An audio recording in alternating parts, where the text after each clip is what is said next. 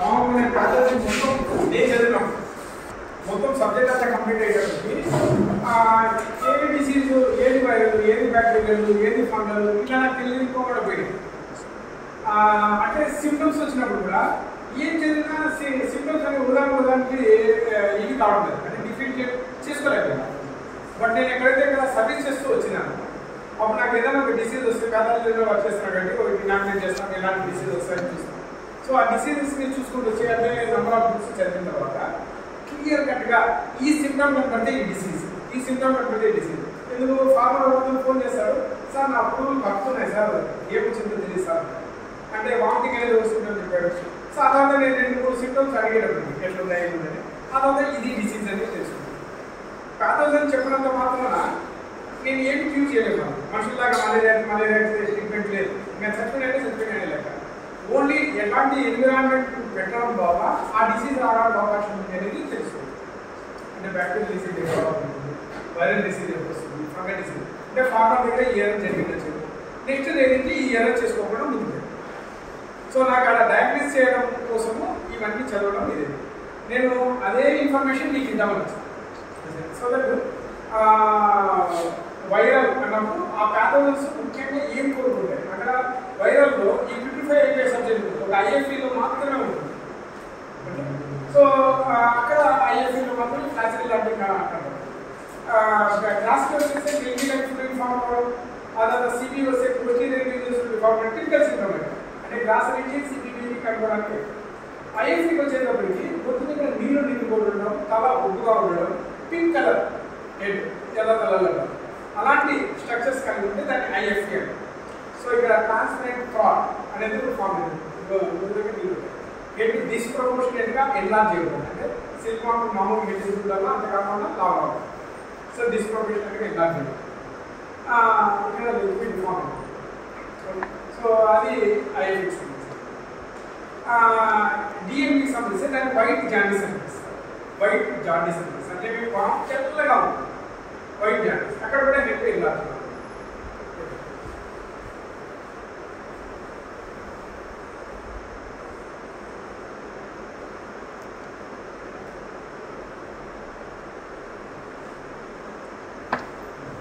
ఇక్కడ ఇది చూడండి,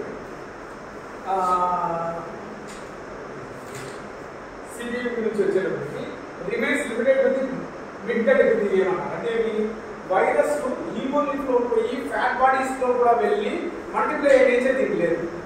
okay clear.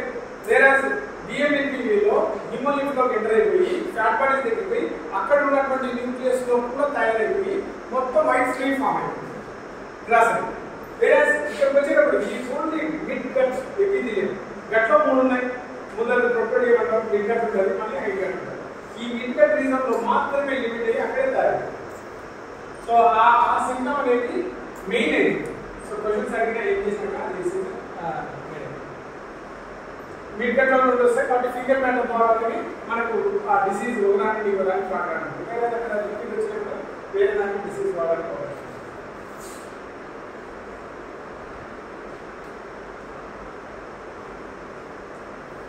Cephalic reason translucent గా ఉంటుంది, యానల్ పోర్షన్ సాయిల్ గా ఉంటుంది, రెక్టల్ ప్రొడ్యూసర్స్ కనబడతాయి. అంటే చైన్ ఫింగర్ మ్యాటర్ కూడా కనబడుతుంది.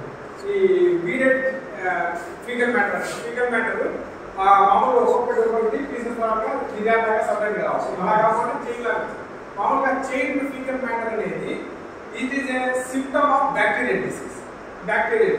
ఓకే, బ్యాక్టీరియాలో గట్ డ్యామేజ్ అవుతుంది కాబట్టి అక్కడ పోస్టీరియర్ రీజన్ కూడా డ్యామేజ్ అయిపోతుంది కాబట్టి ఈ ఫింగర్ మ్యాటర్ ఈ విధంగా ఫామ్ అయినట్టుగా రెక్టల్ మజిల్స్ ఉంటాయి స్ట్రాంగ్. అవి వచ్చి మాయిశ్చర్ కంటెంట్ కూడా తీసుకొని ఆ తర్వాత డ్రైగా ఉన్నటువంటి ఫింగర్ మ్యాటర్ బయటకు. ఎంత డ్రైగా ఫింగర్ మ్యాటర్ ఉంటే అంత హెల్తీ బాగుంది. అలా కాకుండా కొంచెం లిక్విడ్ రూపంలో అలా వస్తుందంటే దానికి ఏదో ఒక ప్రాబ్లం ఉంది, డైజెషన్ మ్యాటర్ అంటారు. ఓకే, సో డైజెషన్ అల్వెంట్రిక్ కెనాల్కి డ్యామేజ్ అయ్యేది చాలా వరకు బ్యాక్టీరియల్ వల్ల. ఓకే, ఇక్కడ కూడా ఈ రెక్టల్ రీజన్ లోనే ఈ ఇన్ఫెక్షన్ ఎక్కువ అవుతుంది కాబట్టి దీంట్లో కూడా సైటోప్లాస్మిక్ పాలిహైడ్రోసిస్ లో కూడా beaded faecal matter form. Cytoplasmic polyhedrosis form అవుతుంది, gut disease of the bacteria కూడా ఫామ్. సో అవి రెండు కామన్. సో ఇవి కూడా ఎక్కువ దినాలు తీసుకుంటాయి. 10 to 15 days తీసుకుంటుంది అన్నమాట చనిపోవడానికి. ఇది చాలా important. Whitening starts from the posterior portion. ఈ పోస్టీరియర్ పోర్షన్ నుండి వైట్నింగ్ అనేది ముందు పెడుతుంది. సో ఈ సింటమ్ మనకు సైటోప్లాస్మిక్ పాలిహైడ్రోసిస్ కనబడుతుంది. మన దగ్గర సైటోప్లాస్మిక్ పాలిహైడ్రోసిస్ డిసీజ్ ఎక్కువగా లేదు ఇండియాలో, కాబట్టి మనం ఎక్కువగా ఈ డిసీజ్ని చూడం. మనం ఎక్కువగా డిసీజ్ ఫ్లాసిటీ చూస్తాం, గ్రాసిటీ చూస్తాం, వైట్ మస్కులర్. సో ఇది వరల్డ్ వైడ్ లో ప్యాథోజన్స్ ఎలాంటి డిసీజ్ క్రియేట్ చేస్తారని అనేది చేస్తాం. అక్కడ సైటోప్లాస్మిక్ పాలిహైడ్రోసిస్ డిసీజ్ కూడా మన ఇండియాలో ఉంది, బట్ ఎక్కువగా లేదు. సైటోప్లాస్మిక్ పాలిహైడ్రోసిస్ డిసీజ్ సంబంధించిన ప్యాథోజన్ కానీ, ఎన్పివికి సంబంధించిన ప్యాథోజన్ కానీ, పెప్టిన్ సంబంధించిన ప్యాథోజన్ కానీ ఇంచుమించు ఒకటే సైజులో మనం 400 మ్యాగ్నిఫికేషన్ దగ్గర 600 మ్యాగ్నిఫికేషన్ దగ్గర దీన్ని చూసేయచ్చు. ఓకే, ఏదైనా పాలిహైడ్రోసిస్ బాడీలో ఫామ్ అయిపోయి పెద్దగా ఉంటాయి, 3 to 4 మైక్రాన్స్ సైజులో.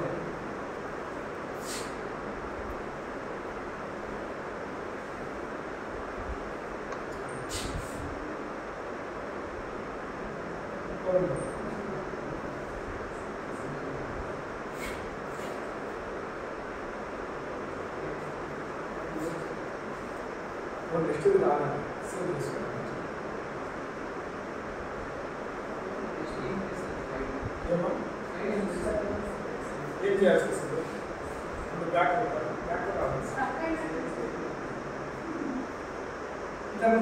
ఇది కాదంటే స్లైడ్స్ అయిపోయినాయి ఉన్నాయి. కూడా కాకుండా జనరల్ కూడా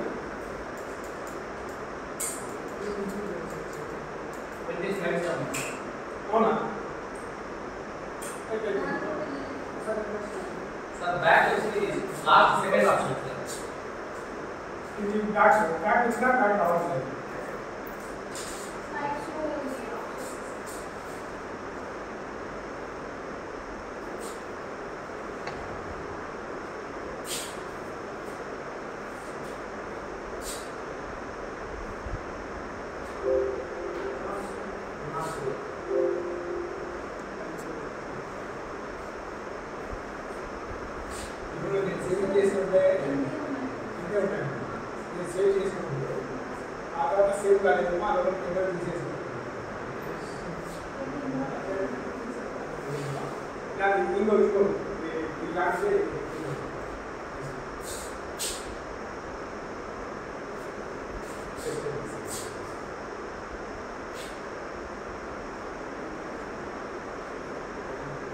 నేను స్టాటిస్టిక్స్ లో చూసాను, క్రాస్ బిట్స్ యొక్క ఇది లేదు. మేము ఎక్కడ వచ్చినా కూడా బయోడెన్ లాస్ ఇన్ ప్రొడక్షన్ ఎక్కువ ఉందని చెప్పి మాట్లాడుకుంటున్నాం. నేను స్టాటిస్టిక్స్ లో చూస్తే 2021-22 around 26,000 odd metric tons production మన ఇండియాలో అయితే దాంట్లో 70,000 metric tons odd metric tons సిబి ఉంది. ఓకే, వేరే ఓన్లీ 7,900 సో అది బ్యాక్ కన్సిస్టెన్స్ బయోడెన్ ఎక్కువగా ఉందని చెప్పి వచ్చారు కదా. బయోడెన్ ఎక్కువగా ఉంది. బయోడెన్ raw seed production is more than the cross breed production. Cross breed production is more than the బయోడెన్. 22 అదే 23 నేను స్టాటిస్టిక్స్ నేను అనుకుంటా 21-22 చూసాను. బట్ మోర్ ఓవర్ మేము ఏ మీటింగ్ ఫామ్ చేసినా కూడా నేను ఓవరాల్గా ఇదే మాట్లాడుకుంటూ వస్తున్నాను. స్టాటిస్టిక్స్ చూడలేదు కాబట్టి నేను మాటలకే లింక్ అయిపోయాను. మేము ఏమైతే మాట్లాడుకుంటామో. So very cosmics nowadays now it has drastically come down. Now everybody are riding biotechs only. Now biotech cosmics is more అని ఇలాంటి మాట మాట్లాడుకుంటున్నాను. సో నేను అదే సీరియస్లీ ఇక్కడ చెప్పాను.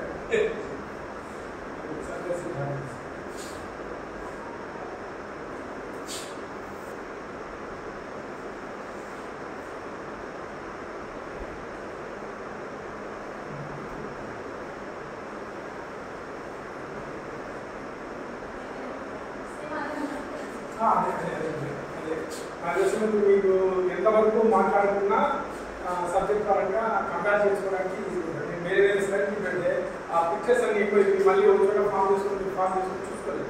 సో నాకు ఇక్కడ నేను అన్ని సిస్టమ్స్ ఒకే చోటు ఉండేటట్టుగా ఏర్పాటు చేస్తాను. చాలా బాగుంటుంది, ఇంకా రాలేమో ఇంజనీర్ అయిపోతుంది. మామూలుగా మాకు రైతులు అట్లా ఎక్కువ టీ తాగేసి వస్తాను.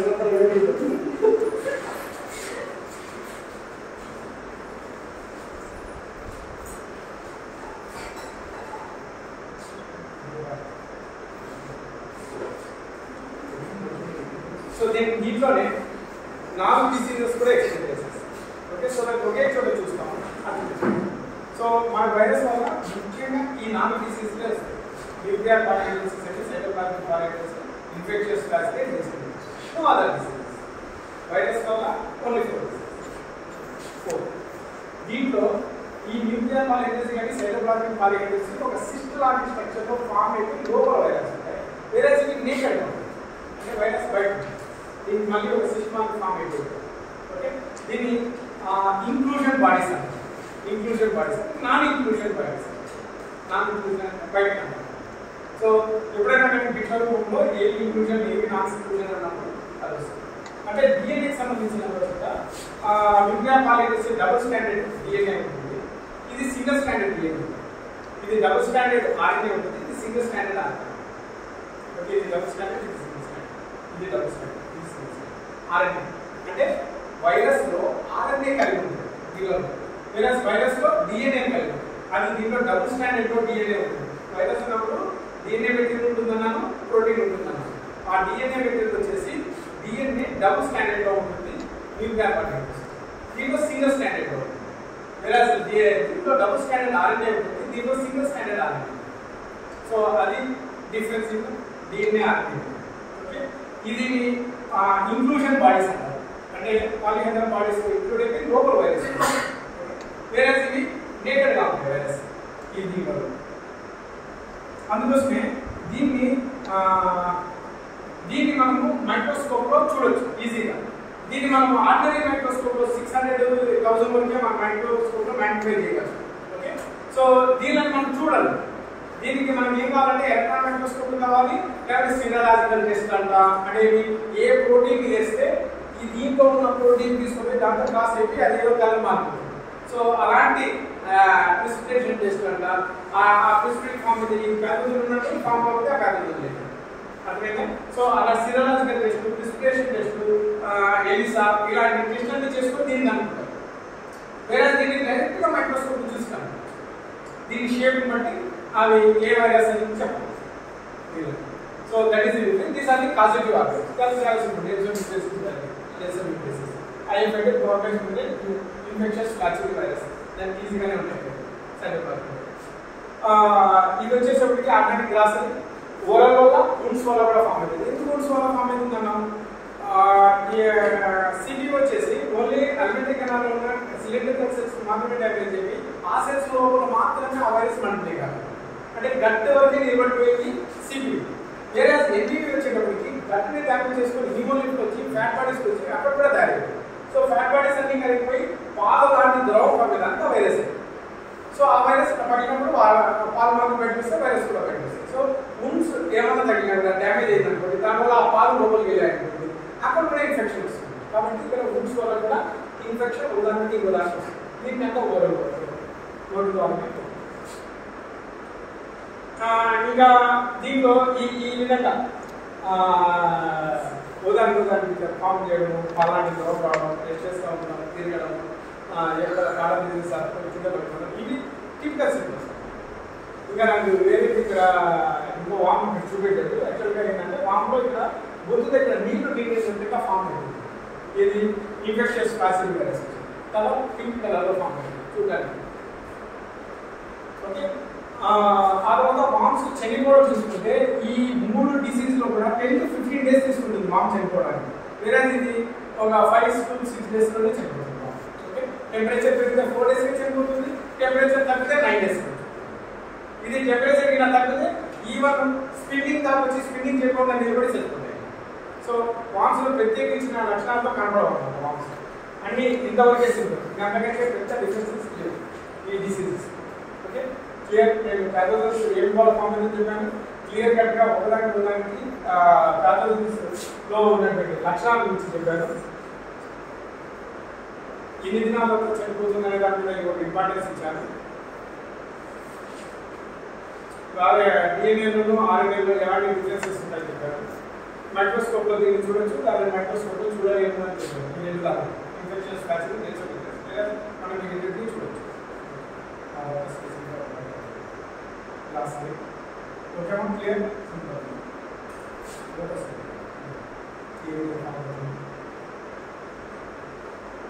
సో మీకు వీడియో అదే ఇక్కడ మాట్లాడాను. సో ఇక్కడ వచ్చేది సిబివికి సంబంధించిన లక్షణం. సో గట్లో మాత్రమే ఉంటాయి, ఇందువల్ల ఇంకా కట్టాలి సాలెంట్ పోర్షన్స్ సాల్ట్ ఉంటాయి, ఎందుకంటే ప్రోటీన్ ఏదైనా డ్యామేజ్ అయిపోతుంది. ఐఎఫ్ ఏంటంటే గొంతులో నీళ్ళు ఉంటాయి, అలా పింక్ కలర్లో కనపడుతుంది. ఇట్లా స్క్రీనింగ్ చేయకుండా తెల్లగానే ఉంది. Cephalothorax region becomes enlarged and translucent with empty foregut. Empty foregut ఉంటుంది. ఇది మెయిన్ సింటమ్ IFP. వామ్స్ మోటివేటెడ్గా నిలబడి పెడితే తలలో గుర్తు కనుక నీళ్ళు తింటుంది. అటుపక్క నుండి సెల్ ఫోన్తో డ్రా చేసి చూస్తే మనకి ఇటుపక్క ట్రాన్స్పరెంట్గా ఉన్నట్టుగా కనపడుతుంది. Green colour fluid, yellow colour fluid కనపడుతుంది. ఇది గట్లో డైజెస్టివ్ జ్యూసెస్ ఏమైతే రిలీజ్ అయ్యాయో అవన్నీ ఇక్కడికి వచ్చి నిలబడుతుంది.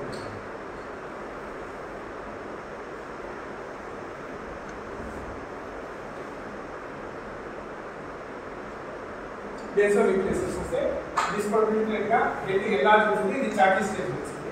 అదే బిల్లపుల్స్ వస్తే వైట్ జాండీస్ అని పిలుస్తారు. అంటే వామ్స్ తెల్లగానే ఉంటాయి, తినవు. ఆ తర్వాత చచ్చిపోయి ఉండడం వల్ల చచ్చిపోతాయి. చచ్చిపోయిన తర్వాత కూడా ఇంటాక్ట్గా ఉంటాయి. ఎందుకు ఇంటాక్ట్ ఉంటాయి? వైరస్ చాలా స్లో అయినట్టు కాబట్టి ఎక్కువ దినాల వరకు ఇదే షేప్లో ఉండి మెల్లిగా నల్లగైంది. వేరే బ్యాక్టీరియా ఉంటుంది కాబట్టి ఈ బ్యాక్టీరియా 1 నిమిషంలో 1 lakh ఉంటే నెక్స్ట్ 1 నిమిషం పడుతుంది 1 2 కావడానికి. మళ్ళీ 2 lakhs అయితే 2 lakhs 4 lakhs అయితే 1 crore 2 crores అయితే. ఓకే, సో అందుకోసం చాలా తొందరగా ప్యూరిఫై అవుతుంది ఆ బ్యాక్టీరియల్ డిసీజ్. వేరే వైరల్ డిసీజ్ అయితే ప్యూరిఫికేషన్ అంత ఫాస్ట్ ఉంటుంది కాబట్టి అది స్లోగా డీజనరేట్ అవుతుంది. వామ్స్ ఎక్కువ అట్లా ఉండి ఇంటాక్ట్ చచ్చిపోతే ఈ సింటమ్స్ని చూసి కూడా ఇది వైరల్ అయిపోతుంది. బట్ ఇంకోటి ప్రాక్టికల్గా మనం ఆలోచించాల్సింది ఏంటంటే మనకి ఏదో ఒక డిసీజ్ వస్తే ఒకే ప్యాథోజన్ మొత్తం అన్ని వామ్స్కి అదే డిసీజ్ కాజ్ చేసింది అని కాదు. ఒక ప్యాథోజన్ పోయి ఒక దానికి డ్యామేజ్ చేస్తే, ఫర్ ఎగ్జాంపుల్ వైరస్ లోపలికి వెళ్ళింది, డ్యామేజ్ చేసేది, సరిగ్గా తినడానికి వెళ్ళి డైజెస్టివ్ ఎంజైమ్స్ అన్నింటిలో చేంజెస్ వచ్చేసాయి, పిహెచ్లో చేంజెస్ వచ్చాయి. ఈ లోపల వేరే బ్యాక్టీరియా లోపలికి వెళ్ళింది, దాని ఎన్విరాన్మెంట్ కంటిన్యూ అయిపోయింది. అంటే ఏవైనా యాంటీ బ్యాక్టీరియల్గా పనిచేయాల్సినటువంటి ఈజీఎం కానీ పిహెచ్ కానీ బ్యాక్టీరియాని చంపడానికి కోసం తన బాడీ తయారు చేసుకుని పెట్టుకోదు. దానివల్లనే ఈ ఎన్విరాన్మెంట్లో బతకగలుగుతారు ఆ ఇన్సెక్ట్ లార్వా ఎన్ని దినాలు. అట్లాంటిది ఏదో వేరే ప్యాథోజన్ వల్ల ప్రాబ్లం వచ్చేసి విధాలుగా చేంజెస్ వచ్చి యాంజైమ్స్ రిలీజ్ కాదు. సో అప్పుడు వేరే బ్యాక్టీరియా లోపలికి ఎంటర్ అయింది, దాని కంటిన్యూ తయారైపోయింది. సో బ్యాక్టీరియా చాలా ఫాస్ట్గా గ్రో అవుతుంది. సో మీకు బ్యాక్టీరియల్ డిసీజ్ రెండు కలిసి వైరల్ కూడా కలిసి వస్తే అట్లాంటి గెటైన్ డిసీజ్, గెటైన్ అనే వాడు అక్కడ వచ్చింది. ఓకే, సో అట్లా ఒకే డిసీజ్తో చచ్చిపోవాలనేది కూడా లేదు. ఒకసారి మల్టిపుల్ ప్యాథోజన్స్ కూడా ఇన్ఫెక్ట్ చేస్తాయి. ఓకే, బట్ కొన్ని ప్యాథోజన్స్ రావడానికి అవకాశం లేదు. ఫర్ ఎగ్జాంపుల్ ఇప్పుడు నేను హై టెంపరేచర్ హై హ్యూమిడిటీలో నాకు బ్యాక్టీరియల్ డిసీజ్ ఎప్పుడు వచ్చింది, అక్కడ ఫంగస్ వచ్చి గ్రో కావాలి అనుకోండి. ఫంగస్ స్పోర్స్ ఆ టెంపరేచర్ దగ్గర స్పోర్సే చనిపోతుంది. అందుకోసం మీకు సమ్మర్లో ఫంగల్ డిసీజ్ కనపడదు. వేరే వింటర్లో వస్తాం హెల్దీగా అక్టోబర్ నవంబర్ వచ్చేటప్పుడు కొంచెం హ్యూమిడిటీ పెరిగిందంటే లో టెంపరేచర్ దగ్గర ఆ ఫంగల్ స్పోర్స్ ఏవైతే ఫామ్ అయినాయో అవి బయట ఉన్నటువంటి ఎన్విరాన్మెంట్ ఎక్కువగా మనకు బతుకు ఉంటాయి కాబట్టి మా మీద పడినప్పుడు అది సక్సెస్ఫుల్గా జనరేట్ అయ్యి లోపలికి సక్సెస్ఫుల్గా జనరేట్ పడడం సక్సెస్ఫుల్గా లోపల కూడా విరిలెన్స్ తెచ్చుకోండి. ప్యాథోజెనిసిటీ అంటే లోపలికి వెళ్ళి డిసీజ్ కాదు. అది ఎంత విరిలెంట్ అంటే కొన్ని ఫర్ ఎగ్జాంపుల్ డివేరియా బ్యాచ్ కానీ ఎక్కువ కనపడుతుంది విరిలెంట్. అది వేరే లేవు అంటే వేరే ప్యాథోజన్స్ పడినా అంటే గ్రీన్ మస్కరీ, ఎల్లో మస్కరీ, రెడ్ మస్కరీ ఎక్కువ కనపడడం లేదు. బికాజ్ దర్ఫెస్ విరిలెంట్ పడినా సక్సెస్ఫుల్గా బాడీలో ఎస్టాబ్లిష్ చేసుకోలేవు, మల్టిప్లై చేసుకోలేవు, ఆ తర్వాత వేరే దాని ఇన్ఫెక్ట్. సో విరిలెన్స్ తక్కువ. సో విరిలెన్స్ తక్కువ ఉండేది తక్కువ ఉండే, విరిలెన్స్ ఎక్కువ ఉండేది. సో దీన్ని వైట్ జాండీస్ అంటారు. వైట్ జాండీస్ అనే వర్డ్ డెన్సోన్యూక్లియస్కి లింక్ ఉంటుంది.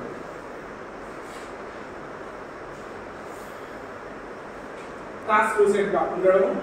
ఇక్కడ డెన్సోన్యూక్లియస్లో ఫీకల్ రీజన్స్లో ఏదైనా ఫీకల్ మ్యాటర్ రావడం ఆ గ్రౌండ్ ఫ్లూయిడ్ మాదిరి కనిపిస్తుంది. వామ్స్ చూస్తే గ్రౌండ్ ఫ్లూయిడ్ లాగా కనిపిస్తుంది. సో ఎక్కువ వరకు పురుగులు అల్లపోకుండా తెల్లగా నిలబడిపోయినాయి అనే కంప్లైంట్ ఫార్మర్స్ చేస్తారు. ఎందుకు? వామ్స్ 3rd స్టేజ్లో 4th స్టేజ్లోనే ఇన్ఫెక్షన్ జరిగింది, వామ్స్లో మల్టిప్లికేషన్ స్లో అయింది. ఈ ఈ లోపల ఇది తక్కువ తింటుంటూ దాని ఫిజియలాజికల్ యాక్టివిటీస్ కంప్లీట్ చేసుకుంటూ అప్ టు స్పిన్నింగ్ స్టేజ్ దాకా వచ్చాయి. స్పిన్నింగ్ స్టేజ్ దగ్గరికి వచ్చిన తర్వాత స్పిన్ చేయాలంటే it means more energy and sudden changes should be take place. అంటే ఈ ఎంజిన్స్ తగ్గిపోవాలా, వేరే ఎంజిన్స్ యాక్టివ్ కావాలి, ఆ తర్వాత స్పిన్నింగ్ కోసం ముందుకు వెళ్ళాలి. ఈ కార్బోజన్ ఎఫెక్ట్ వల్ల ఆ పనిని చేసుకోలేకపోతే కాబట్టి అల్లకపోకుండా నిలబడు.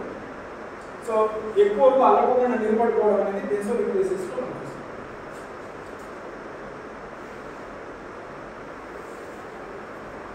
ఇది ఫాస్ట్ గా చెప్పేస్తాను. ఏదైనా వైరల్ డిసీజ్ కానీ ఎనీ డిసీజ్ కానీ సోర్స్ ఆఫ్ ఇన్ఫెక్షన్ ఫీసిస్ అవుతుంది, ఎక్స్క్రీషన్ అవుతుంది. ఎక్స్క్రీషన్ అంటే బాడీ ఫ్లూయిడ్స్. ఓకే, కార్పస్ అంటే చచ్చిపోయినట్టు రాటని పట్టుకోవచ్చు. మల్బరీ పేస్ట్, మల్బరీ పేస్ట్ అంటే అది కూడా ఇన్సెక్ట్ కదా, దాని కూడా ఎన్వీవీ కావచ్చు, దాని నుంచి మళ్ళీ సిలికాన్ కూడా కావచ్చు. ఒక బిఎంఎన్టీకే పక్కా అనేది ఏం లేదు. పోస్ట్ డెసిషన్ బిఎంఎన్టీకే చెప్తాం. వేరే అదర్ ఎన్టీవీస్ ఆర్ అదర్ డిసీజెస్ ఆర్ ఆ డిసీజెస్ మనం వేరే పేస్ట్ వచ్చింది మనకు కూడా వస్తుంది. మస్కడిన్ మనకు కూడా వస్తుంది, వేరే ఇన్సెక్ట్ కూడా వస్తుంది. వేరే route of infection mouth open routes లో constitution of variety development stage physiological stage. అంటే వెరైటీ అయితే నువ్వు బయోటెక్ క్లాస్ పెట్టి క్లాస్ పెట్టి డిసీజ్ రావడం బయోటెక్ చేస్తే డిసీజ్ వస్తుంది. వేరే డెవలప్మెంట్ స్టేజ్ చాకీ స్టేజ్ లో ఎక్కువ డిసీజ్ వస్తాయి, యాస్పెసిలోసిస్ వేరే లేటెస్ట్ ఎక్కువ కావాలి. సో డెవలప్మెంట్ స్టేజెస్ ఉంటుంటాయి. ఫిజియోలాజికల్ స్టేజెస్ అంటే మౌత్ లో ఉండగా, మౌత్ లో లేకపోకుండా అలాంటి స్టేజెస్. మౌత్ లో నుండి బయటకు వస్తుంది అంటే అర్థం బయట ఉన్నటువంటి ఎక్సోజియా బయటకు వెళ్ళిపోతుంది. వేరే ఆ ఎక్సోజియా సబ్స్టెన్స్ కంటే ఏమైతే ఫామ్ అవుతుంది నోటి లోపలికి ఇంటెస్టైన్ లోపల కూడా అదే ఎండోడర్మల్ సెల్స్. మనము 3 సెల్స్ వస్తాయి ఎంజాయినిక్ దాంట్లో, ఎక్సోడర్మల్, ఎండోడర్మల్ అండ్ డిసోడర్మల్. ఓకే, ఉన్నాయి కదా, ట్రిప్లోబ్లాస్టిక్ యానిమల్స్ అంటాము, ఎంబ్రియో ఫామ్ అయినప్పుడు. సో ఎక్టోడర్మల్ ఏవైతే సెల్స్ ఉన్నాయో ఎక్టోడర్మల్ సెల్స్ వల్ల మనకు బయట ఉన్నటువంటి స్కెల్టన్ ఫామ్ అవుతుంది. వేరే అదే స్కెల్టన్ లోపల కూడా ఫామ్ అయ్యి పెరికార్డియల్ మెంబ్రేన్ అనేది ఉంటుంది. అది మెకానికల్ డ్యామేజెస్ నుండి అన్నిటి కెనాల్ని కాపాడుతుంది. లీఫ్ ని తింటుంది, లీఫ్ లో ఫైబర్స్ అన్ని పుచ్చుకునేటట్టు వస్తాయి, అది లోపలికి వెళ్తాయి. సో దాని నుండి ఆ ఎపిథియల్ సెల్స్ ని కాపాడకుండా హోల్స్ కలిగి ఉంటాయి, దాన్ని కాపాడతాయి. వేరే మౌంట్ పోయేటప్పుడు బయట ఉండేటువంటి స్కెల్టన్ పోవడమే కాకుండా లోపల ఉన్నటువంటి పెరికార్డియల్ మెంబ్రేన్ కూడా బయటకు వచ్చేస్తుంది. సో అప్పుడు ఏమిటవుతుందంటే సర్టన్ టైం కోసం డ్యూరింగ్ మౌంట్ టైంలో ప్రొటెక్టివ్ రీజన్ అంటుంది. అంటే అగ్మెంటరీ కెనాల్లో ఈజీగా ఒక ప్యాథోజన్ లోపలికి ఇన్ఫెక్ట్ చేసి తన బాడీ స్ట్రక్చర్ తయారు చేసుకోవడానికి ఆపడానికి లాంటి స్ట్రక్చర్స్ ఉంటుంది. ఉండకపోతే ఏమైపోతుంది ఆ టైంలో ఇన్ఫెక్షన్ జరగడానికి వస్తుంది. కాబట్టి మౌంట్ టైంలో మీరు సరిగ్గా ప్రాపర్గా కేర్ తీసుకోకుండా చచ్చిపోయిన బాక్స్ ఉంటే అక్కడ ప్యాథోజన్స్ లీవ్ కోసం వెతుకుతూ ఉంటే ఆ ఫ్లూయిడ్స్ లోపలికి సక్సెస్ఫుల్గా లోపలికి. సో అలాంటి ఫిజియలాజికల్ స్టేజ్ లో ఉన్నటువంటి కండిషన్స్ లో కూడా ప్యాథోజన్స్ చాలా ఈజీగా లోపలికి. అంటే environmental condition, high temperature and high humidity. High temperature high humidity అనేది బ్యాక్టీరియల్ గ్రోత్ కి బాగా ఇచ్చేస్తుంది. అంటే మీరు ఏదైనా వస్తువులు ఎత్తి పెట్టడానికి ప్రిజర్వ్ చేయడం కోసం పెట్టారనుకోండి, ఏదైనా పంట వస్తుంది తయారు చేసి కొంచెం high temperature high humidity growth లో మీరు దాన్ని చూసి పెట్టారనుకోండి, అక్కడ బ్యాక్టీరియల్ గ్రోత్ తొందరగా ఏమి పాసిపోవడం లేదు. అంటే బ్యాక్టీరియా గ్రో కావడానికి అవకాశం హై టెంపరేచర్ హై హ్యూమిడిటీ ఇస్తుంది. సో ఒక రేడింగ్ ఎన్విరాన్మెంట్ కండిషన్ లో మనం టెంపరేచర్ 25 degrees ఉండాలా, 75% హ్యూమిడిటీ ఉండాలా అనే దానికి మనం 29 of temperature, 30 degrees of temperature, 80% of humidity అట్లా పెట్టి ఆ రేడింగ్ హౌస్ ని మనం కండక్ట్ చేస్తే ఏ విధంగా ప్యాథోజన్స్ ఉద్దంకొని బాడీలో నుండి బయటికి ఫీకల్ మ్యాటర్ వచ్చేసాయో అవి అలానే బతికి ఉండడానికి ఎక్కువ అవకాశం ఉంది. Because high temperature high humidity favours for the multiplication of the bacteria. Then there is a more probability of entering again into the another system. అంటే లైఫ్ కండిషన్ లో ఉండిపోతాయి. అదే లో హ్యూమిడిటీ ఉందనుకోండి బ్యాక్టీరియా, లో టెంపరేచర్ ఉందనుకోండి మల్టిప్లికేషన్ ఎక్కువ జరుగుతుంది.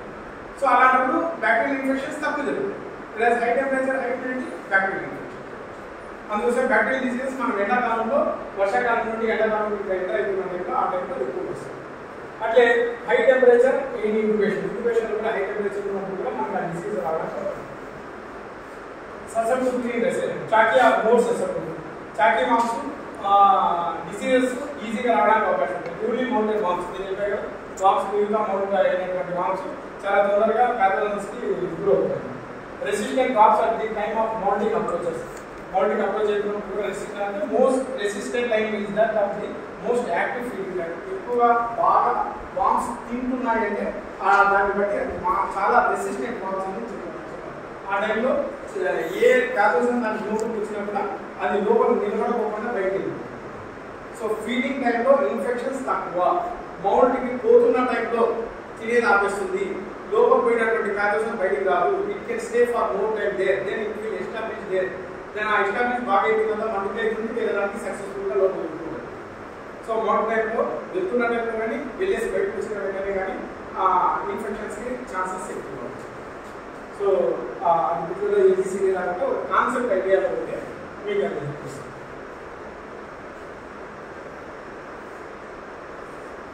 ఇంకా ఏదైనా డిసీజెస్ రాకపోవడం ఉండాలంటే డిస్ఇన్ఫెక్షన్ అంటే కంప్లీట్గా అక్కడ ప్యాథోజన్స్ లేకపోతే క్లీన్ చేయాలి. సో కంటిన్యూ సో వాటికి వీ కెన్ యూజ్ ఫ్యూమ్స్ అంటే ఫార్మింగ్ తీస్తాం, దాన్ని మంట పెడతాం, ఫ్యూమ్స్ లాగా పెట్టిస్తే ఫ్యూమ్స్ గాల్లో కలిస్తే నీళ్ళలో గాల్లో కలుగుతాయి. ఆ ఫార్మింగ్ అక్కడ పోయినప్పుడు బికాస్ ఆఫ్ రిడక్షన్ హెచ్ మాలిక్యూల్ని యాడ్ చేయడం వల్ల హెచ్ అనేది ఇక్కడ ప్యాథోజన్ యొక్క బాడీ స్ట్రక్చర్లో యాడ్ అవుతుంది. అంటే రిడక్షన్ అయినప్పుడు లోపల మెంబ్రేన్స్ ఉంటాయి కదండి, దాంట్లో కెమికల్ రియాక్షన్ జరిగినప్పుడు రిడక్షన్ ద్వారా ఆ బాడీ స్ట్రక్చర్ బ్రేక్ అవుతుంది. సో ఆ రిడక్షన్ వల్ల మనం ప్యాథోజన్స్ని కిల్ చేయొచ్చు. సో ఆ విధంగా చేయొచ్చు, లేదా వాటర్లో డిజాల్వ్ చేసి ఎనీ ఆక్సిడెంట్ రిడక్షన్కి సంబంధించిన ఏదైతే అంటే బ్లీచింగ్ పౌడర్ కానీ ఫార్మింగ్ కానీ ఇంకా వేరే వేరే వాటిని మనం చేసేసి లిక్విడ్లో కలిపేసి సడన్ డైల్యూషన్ సెట్ చేసేదాం. ఆ డైల్యూషన్తో మనం స్ప్రే చేస్తే ఎక్కడెక్కడ ఈ సొల్యూషన్ తగ్గుతుందో అక్కడ ప్యాథోజన్స్ అన్ని కిల్ కావడానికి అవకాశం. సో ప్యాథోజన్ కిల్ కావాలని కూడా అగైన్ అక్కడ కిల్ రూపంలో అడగచ్చు. అంటే ఎంత కాన్సన్ట్రేషన్లో అయితే మనం స్ప్రే చేయాలో అంత కాన్సన్ట్రేషన్లోనే స్ప్రే చేయాలి, అంతకంటే తప్పు చేసే కాదు. ఎందుకు?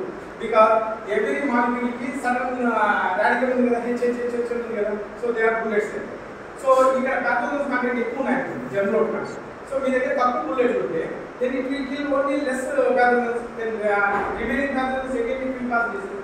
సో అలా కాకుండా సడన్ ప్యాథోజన్ డైల్యూషన్ ఫ్యాక్టర్స్ ఎక్కువ పెట్టి ఎక్కువ ఇంగ్రీడియంట్స్ అవైలబుల్ ఉండేటట్టు చేస్తే, అంటే ఎంత కాన్సన్ట్రేషన్ తయారు చేయాలో అంత కాన్సన్ట్రేషన్ అంటే రికమెండెడ్ కాన్సన్ట్రేషన్ తయారు చేస్తే అప్పుడు దాన్ని కిల్ చేయాలి. అంటే 2% bleaching powder solution is sufficient ఉంటుంది, లేదా 2% farming solution is sufficient for disinfection. So ఆ విధంగా డిస్ఇన్ఫెక్షన్ కండక్ట్ చేస్తారు.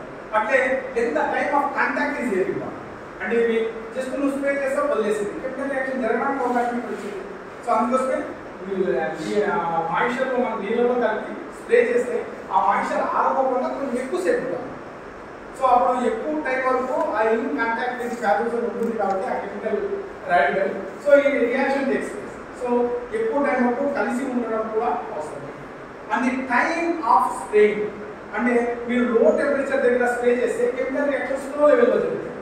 సో అదే హై టెంపరేచర్ టైంలో చేస్తే కెమికల్ రియాక్షన్స్ యాక్టివ్గా జరుగుతాయి. సో అందుకోసం 2 o'clock నుండి 4 o'clock 6 o'clock మధ్యలో మనం స్ప్రే చేస్తే హై టెంపరేచర్ టైంలో స్ప్రే చేస్తే దాని ఎఫెక్టివిటీ ఎక్కువగా ఉంటుంది.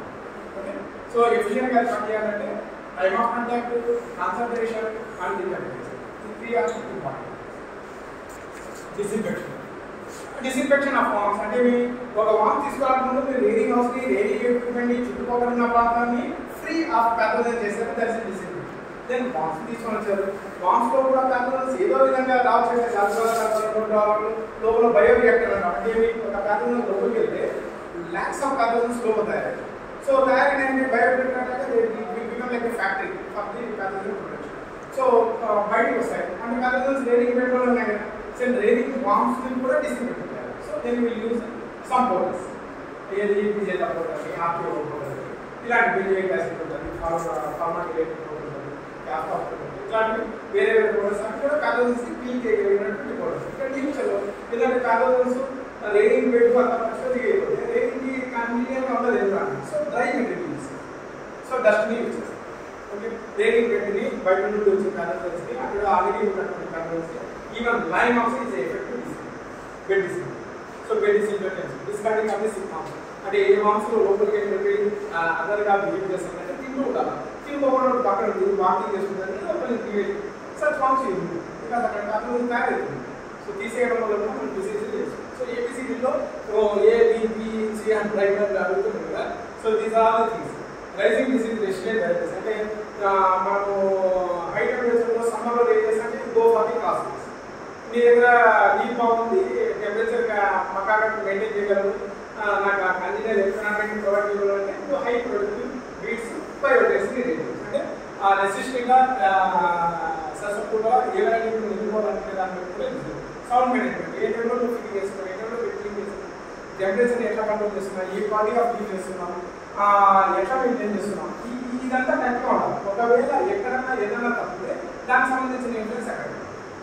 సో రీడింగ్ టెక్నాలజీ మనకు తెలుసుకున్న ఎక్కడైనా వచ్చిన తప్పు చేసిన somehow it leaves a favorable condition for the parents to establish to build establish improving reading environment అంటే రీడింగ్ environment ఉండడానికి బెటర్గా చేయాలి. ఫీడ్ స్టఫ్ అంటే వాళ్ళు మీరు అక్కడ మార్కెటింగ్ గార్డెన్ పెట్టారు, ప్రాపర్గా ఫర్టిలైజర్ తీసుకోవాలి, ప్రాపర్గా ఇరిగేషన్ తీసుకోవాలి, ప్రాపర్గా హార్వెస్ట్ చేయాలి.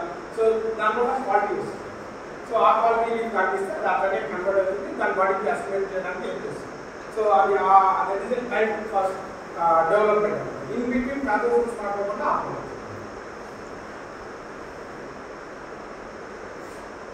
సో డిసిప్రేషన్ ఒకవేళ చేయకపోతే ఇలాంటి చోటే మనం మైక్రోస్కోప్లో చూస్తే ఆ పాలిమినల్ బాడీస్ ఏవైతే చెప్పినామో ఈ విధంగా ఉండిపోతాయి కింద ప్రాక్టీ ఈ ఫుడ్ స్టెప్స్ కూడా.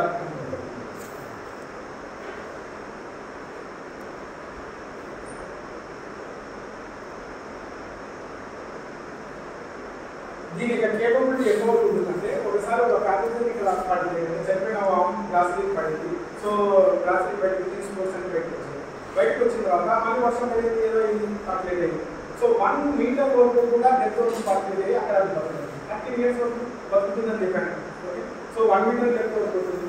లేదా ఒకసారి నువ్వు టచ్ చేస్తే దాన్ని టచ్ చేస్తే మనం ఒక 50 places టచ్ చేసినా కూడా అక్కడ ప్యాథోజన్ రీచ్ అవుతుంది. అనుకుంటుంది టచ్ చేసి ఇక్కడికి వెళ్ళింది, టచ్ చేసి ఇక్కడికి వెళ్ళింది, టచ్ చేసింటే లార్జ్ నెంబర్ ఆఫ్ పాపులేషన్లో ఉంటుంది, చాలా చిన్నగా ఉంటుంది. సో ఒకసారి అతుక్కున్నాయంటే అవి ఎక్కడికి పోదు, మేనేజర్తో చెప్తులేని అదే చూసుకుంటాం, ఎక్కడికి అవి పోదు, ఎక్కడికైనా పోదు. సో అది ఒకసారి టచ్ చేస్తే ఇంకో చోటుకి వెళ్తుంది. సో ఆ విధంగా అది మనకి ఇది జరుగుతుంది. మళ్ళీ దాని తర్వాత ఒకసారి మనం తొక్కినా ఒక చోటికి ఏదైనా వామ్స్ బెడ్ రెసిడ్యూస్ని పడేయడానికి వెళ్తాం. అంటే టాప్ అయిపోయింది, చచ్చిపోయిన వామ్స్ ఉన్నాయి, ఆ బెడ్ నాకు తీసుకొని తల్లి దగ్గర మోసుకుంటే కొంచెం దూరం వరకు విలేజ్ తీసుకొని పడేస్తుంది. సో అంత దూరం వరకు పోతుంటే కూడా చాలా దూరం వరకు 20 minutes దూరం వరకు కూడా ఆ డస్ట్ ఎక్కడైతే ఫాల్ అవుతుందో అక్కడంతా ప్యాథోజన్స్ రీచ్ అవుతుంది. సో ఆ ప్యాథోజన్ సమ్హౌ సిల్ఫామ్ యొక్క మౌత్ ద్వారా నుండి లోపలికి వెళ్తే చెప్తుంది. అది మన వల్లనే అవుతుంది. మనం అక్కడ చూస్తాం వస్తాం, మన కాలు కనుక్కుంది, లీవ్ తీసుకొస్తాం, మౌత్ కింద చేస్తాం, ఆకులు ఉంటుంది, అది అక్కడ అనిపిస్తుంది. సో అది రీచ్ అయింది. సో చచ్చిపోయిన మాంసు నాకు ఏం చేసిన వాళ్ళు వాళ్ళు ఏదో గ్లాస్ నీళ్ళు తాగారు, పేపర్ కొట్టుకుంటారు, అదే పేపర్ మనం టచ్ చేస్తాం, అదే గ్లాస్ నీళ్ళు తాగుతుంది, చేతి కనుక్కోండి. లేదా వాళ్ళు బస్సులో ట్రావెల్ చేసిన పెట్టి మనం పెట్టాం, చేతులు కనుక్కోకుండా వచ్చాం, ఈ కూర్చున్నాం, తీసాం, తీసి కలుపుకుంది దాని. సో కంటామినేషన్ ఈ విధంగా ఫార్మర్స్ వస్తుంది. సో చాలా జాగ్రత్తగా ఉండాలి ఈ ప్యాథోజన్స్. సో ఈ ప్యాథోజన్స్ని క్లియర్ అయ్యేటప్పుడు మనం డిసిన్ఫెక్షన్ చేసుకుంటాం. ఆ ఎవ్రీడే చేసుకున్న దాన్ని క్లీన్గా ఉంటుందండి. శానిటేషన్ అండ్ హైజీనిక్ అనే వర్డ్స్ కొంచెం difference. Disinfection product cleaning, sanitation అంటే నీ దగ్గర ఉన్నటువంటి మైక్రో ఆర్గానిజమ్స్ యొక్క నంబర్ని తగ్గించడం. ఈ చేతికి అనుకుంటున్నాయి, ఈ చేతికి కడగడం శానిటేషన్, సబ్బుతో కడగడం, ఇంకా కొంచెం ఎక్కువ శానిటేషన్. లేదా నువ్వు ఫార్మింగ్ బ్లీచింగ్ సొల్యూషన్ ఇంకా ఎక్కువ శానిటేషన్. ఓకే, శానిటేషన్ ఇప్పుడు దాంట్లో అన్ని పోగా 1-2 కనబడుతుంది, శానిటేషన్ ఇస్తారు. అందరూ చేసాక కొంచెం ఉంటుంది, బట్ ఇది దాని ఇంకా ఏ లెవెల్ వరకు శానిటేషన్ చేసుకోవాలి. క్లీన్లీనెస్ అంటే ఏదైనా చచ్చిపోయిన బాగుంది క్లీన్ చేసుకోవడం, చుట్టూరా ఏమైనా చచ్చిపోయిన బాగుంది ఏమైనా పడింది, లేదంటే ఏదైనా ఆవిడకి కండిషన్స్ ఉన్నాయి, లేదా పక్కనే ఆవులు ఇల్లు వేస్తుంటారు, అక్కడ ఫిగర్ నాడే దాన్ని పడుతుంది, అక్కడ కూడా హైజీనిక్ కండిషన్స్ నేను బ్యాక్టీరియా ప్రూవ్ చేస్తాం, అది హెల్ప్ చేస్తుంది. సో అట్లా కాకుండా మీరు క్లీన్లీనెస్ పెడితే దాని cleanliness. So hygienic every day hygienic, ఎంత హైజీన్గా నువ్వు పెట్టావు. Okay, so sanitation, hygienic, disinfection differences కొంచెం total clean, sanitation, reducing the number, hygienic, clean, everything is clean.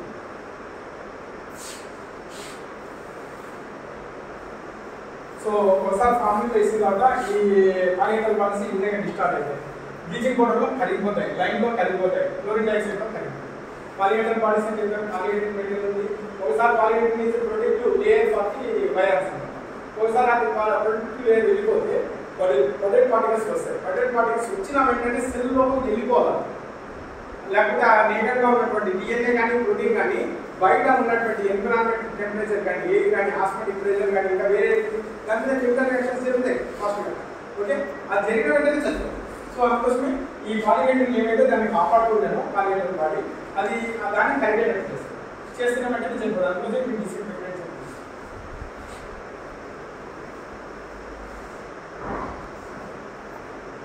So bacteria నేను వైరల్ డిసీజ్ చెప్పాను, 4 చెప్పాను. క్లియర్గా తెలుస్తాం. B M N P, B M C B D, I F E, D N P. I F E, D N P non uploaded virus. Okay, ఇది uploaded virus. అప్లూడెడ్ అంటే లోపల DNP కానీ ఇది న్యూక్లియస్లో మల్టిప్లై అవుతుంది కాబట్టి న్యూక్లియర్ పార్టికల్ డిసీజ్. ఇది సైటోప్లాజంలో మల్టిప్లై అవుతుంది కాబట్టి సైటోప్లాజం. దీంట్లో పార్లమెంట్ ఉంటుంది, ప్రోటీన్ రీజన్ నుండి యాంటీరియర్ రీజన్కి సింపల్స్ కాబట్టి అంటే ఎండ ఉన్నటువంటి ఎపిథీలియల్ టిష్యూలో మల్టిప్లై. సో అందువల్ల మనకు పెట్టుకుంటే చాలు. ఇది 15 days అట్లా చచ్చిపోతుంది. ఇది 4-5 days చచ్చిపోతుంది. ఒకవేళ చచ్చిపోవాలి టెంపరేచర్. మళ్ళీ అదే ఐఎఫ్ఈకి డిఎన్పి చూస్తుంటే ఐఎఫ్ఈలో కొంచెం నీళ్ళు ఉంటుంది, డిఎన్పిలో ఇంకా వేరే డిసీజ్లో స్పెసిఫిక్. డిఎన్పికి వచ్చేటప్పటికి ఒక చాక్లెట్ లాంటి ద్రవంతో అది ఫీకల్ మ్యాటర్ రావడం ఉంటుంది. ఐఎఫ్ఈ తీసుకుంటే కూడా అది కూడా అలాంటిదే ఇంచుమించు. బట్ దాంట్లో మెయిన్ సింబల్ వచ్చేసి ఫ్లూయిడ్ తల ఉప్పుగా ఉండడం, పింక్ కలర్. ఇది ఐఎఫ్ఈ. ఇక్కడ ఐఎఫ్ఈ అనేది ఫ్లాచరీ అనే పదాన్ని ఎందుకు వాడతామంటే వేరే ఏ వైరస్లో కూడా కుళ్ళిపోయి చచ్చిపోయి ఉండదు. ఫ్లాసిడ్ బాడీ లాంటిది కాప్ కనబడుతుంది. చచ్చిపోయిన శోభము కుళ్ళిపోయి ఉండి ఉండదు. ఒక ఐఎఫ్ఈలో మాత్రమే వాక్స్ కుళ్ళిపోయింది. సో అందుకోసం దాన్ని ఇన్ఫెక్టియస్ ఫ్లాచరీ వైరస్. వేరేదంతా కుళ్ళిపోదు, ఇంటాక్ట్గా ఉంటుంది. సో దీన్ని పీరియడ్ అంటారు. ఇప్పుడు బ్యాక్టీరియల్ వచ్చేటప్పుడు ముఖ్యంగా 3 రకాల diseases. Bacterial gastroenteric diseases, septicemia, toxicosis. నేను చెప్పాను అరౌండ్ 250 టైప్స్ ఆఫ్ బ్యాక్టీరియాస్ ఉన్నాయి. కామా టైప్ ఆఫ్ బ్యాక్టీరియా ఉంది, అవుట్గా ఉండే బ్యాక్టీరియా, సిలిండరిక్ షేప్లో బ్యాక్టీరియా, లెంత్గా ఉండే బ్యాక్టీరియా, ఈ పర్టికులర్ ఉన్నాయి. బ్యాసిలియా అని ఇంకా ఏమేమి ఉన్నాయో స్టెప్టోకోకస్ అని, ఓకే, బ్యాసిలియా, స్టెప్టోకోకస్ అని, ఇదేమండి బ్యాసిలియా దీంట్లో 2 ఒక రకము, డిప్లాయిడ్ అని, టెట్రాయిడ్ అని, ఇలాంటి 4 కలిసి అలా రకరకాల బ్యాక్టీరియాలు ఉన్నాయి. సో అన్ని రకాల బ్యాక్టీరియా అంటే దొరికే బ్యాక్టీరియా అంటే వైరస్ సిల్పామ్ని డ్యామేజ్ చేస్తాను కాదు. ఏ బ్యాక్టీరియా అయితే సిల్పామ్ సంబంధించిన సెల్ని డ్యామేజ్ చేసి తన న్యూట్రిషన్ తీసుకోగలుగుతుందో ఆ బ్యాక్టీరియాలు మాత్రమే సిల్పామ్ని డ్యామేజ్ చేస్తాయి. అది సిల్పామ్నే కాదు, వేరే ఏ ఇన్సెక్ట్ సెల్ బాడీని డ్యామేజ్ చేస్తాయి. అంటే ప్రతి సెల్ యొక్క స్ట్రక్చర్ ఒకే రకంగా ఉండదు. మెమిలియన్ సెల్ ఒక రకం ఉంటుంది, ఇన్సెక్ట్ సంబంధించిన సెల్ ఒక రకం ఉంటుంది. ఆ విధంగా దాన్ని డ్యామేజ్ చేయగలిగిన ఎమిటీ ఎలా ఉంటుందో అది ప్యాథోజన్లాగా తెలుస్తుంది. సో అలా 250 టైప్స్ ఆఫ్ థింగ్స్ ఉన్నాయి. దాంట్లో స్టెప్టోకోకస్, బ్యాసిలస్ స్పీసీస్ అనేది బ్యాక్టీరియల్ గ్యాస్ట్రోఎంటరిక్ డిసీజ్. గ్యాస్ట్రోఎంటరిక్ డిసీజ్ అంటే గట్టుకు మాత్రమే డ్యామేజ్ చేసే బ్యాక్టీరియా. అంటే లోపలికి వెళ్తే గట్లో పోతాయి, గట్టు యొక్క సెల్స్ని డ్యామేజ్ చేస్తాయి. గట్టు సెల్ డ్యామేజ్ అయినా కాబట్టి తినదు, వామిటింగ్ చేసుకుంటుంది, డైరియా చేసుకుంటుంది. గట్టు లోపల నుండి డ్యామేజ్ అవుతుందంటే పురుగులు బయట నుండి చూస్తే లోపల కుళ్ళిపోయినటువంటి బ్లాక్ నేచర్ బయట నుండి కాదు. సో సెల్స్లో బ్లాక్ కలర్ నేచర్ అనేది ఇంటర్నల్గా డెవలప్. సో దాన్ని బట్టి దాని గట్ డిసీజ్గా మనం చూపిస్తాం. సో అలాంటి డిసీజెస్ని గ్యాస్ట్రోఎంటరిక్ డిసీజెస్ అంటారు.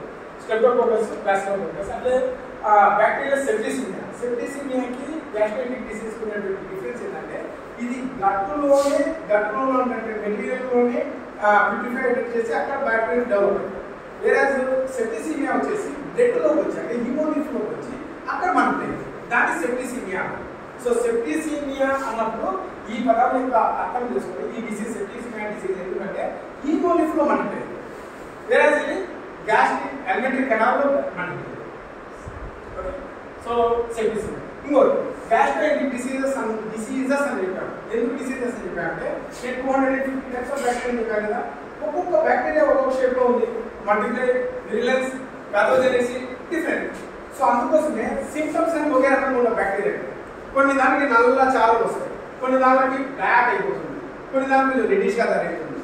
అంటే ఒక్కొక్క బ్యాక్టీరియా ఏ ప్లేస్లో పోయి బాగా మల్టిప్లై అవుతుందో ఆ ప్లేస్లో మల్టిప్లై అయ్యే బ్యాక్టీరియా వచ్చినప్పుడు ఆ సింప్టమ్స్ అనుకోండి. బట్ అది ఇన్సెక్ట్కి డ్యామేజ్ చేసింది, గట్లోనే డ్యామేజ్ చేసింది. సో గట్లోనే డ్యామేజ్ చేసే డిసీజ్ని బ్యాక్టీరియల్ గ్యాస్ట్రోఎంటరిక్ డిసీజ్ అంటాము. అట్లా స్టెప్టోకోకస్ స్పీసీస్ అంటే బ్యాసిలస్ స్పీసీస్ అంటే ఎన్నో రకాల స్పీసీస్, అంటే స్టెప్టోకోకస్ ఎన్నో రకాల స్పీసీస్. ఓకే, ఆ స్పీసీస్ ఈ స్పీసీస్ కూడా బయట ఉన్నటువంటి ఎన్విరాన్మెంట్ మ్యుటేషన్ వల్ల కొత్త స్పీసీస్ తయారయ్యాయి, ఐసోలేషన్. సో ఆ విధంగా తయారయ్యి దీనిపై డ్యామేజ్ చేస్తాయి.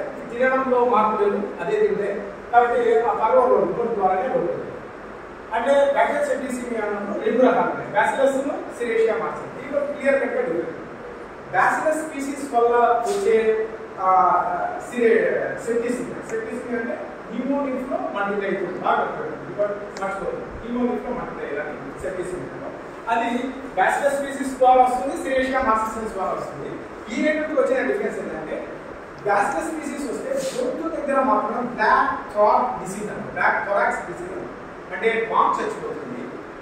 థొరాక్స్ దగ్గర మాత్రమే ట్రాన్స్పరెంట్ గా తయారైంది, నల్లగా కుళ్ళిపోయేది థొరాక్స్ రీజన్ లో. సో అలాంటి సెప్టిసిమియా బ్యాసిలస్ స్పీసీస్ వల్ల వస్తుంది. సిరేషియా మార్సిస్ వల్ల ఏంటంటే సిరేషియా మార్సిస్ రెడ్ కలర్ లో ఉంటుంది, బ్యాక్టీరియా మల్టిప్లై అవుతుంది బ్లడ్ లో. సో బాంబ్ చచ్చిపోతే ఇట్లా కట్ అయితే రక్తం లాగా బయటకు వస్తుంది. రేరర్స్ ఏం సార్ ఎప్పుడు వామ్ చచ్చిపోతే ఏదో యూరిన్ వైట్ గా ఉంటుంది, ట్రాన్స్పరెంట్ గా ఉంటుంది, అలా కాకుండా బ్లడ్ వచ్చినట్టు వస్తుంది సార్ అని చెప్తారు. వామ్స్ రెడ్గా కనపడతాను అంటారు, ఎప్పుడా సార్ పురుగులు అంటారు. ఎందుకు ఎలాగంటే ఈ బ్యాక్టీరియా వల్ల సిరేషియా మార్సిస్ అనేది రెడ్గా ఉంటుంది, రెడ్ కలర్ ఇలా రెడ్ కలర్ లో క్లియర్. సో సెప్టిసిమియా రెండు దాని వస్తుంది, బ్యాసిలస్ స్పీసీస్ సిరేషియా స్పీసీస్. బ్యాసిలస్ కి సిరేషియా వల్ల డిఫరెన్స్ ఏంటి? బ్యాసిలస్ గొంతు దగ్గర బ్లాక్ అవుతుంది, దాన్ని బ్లాక్ థ్రాట్ డిసీజ్ అంటారు, అది బ్యాసిలస్ స్పీసీస్ వస్తుంది.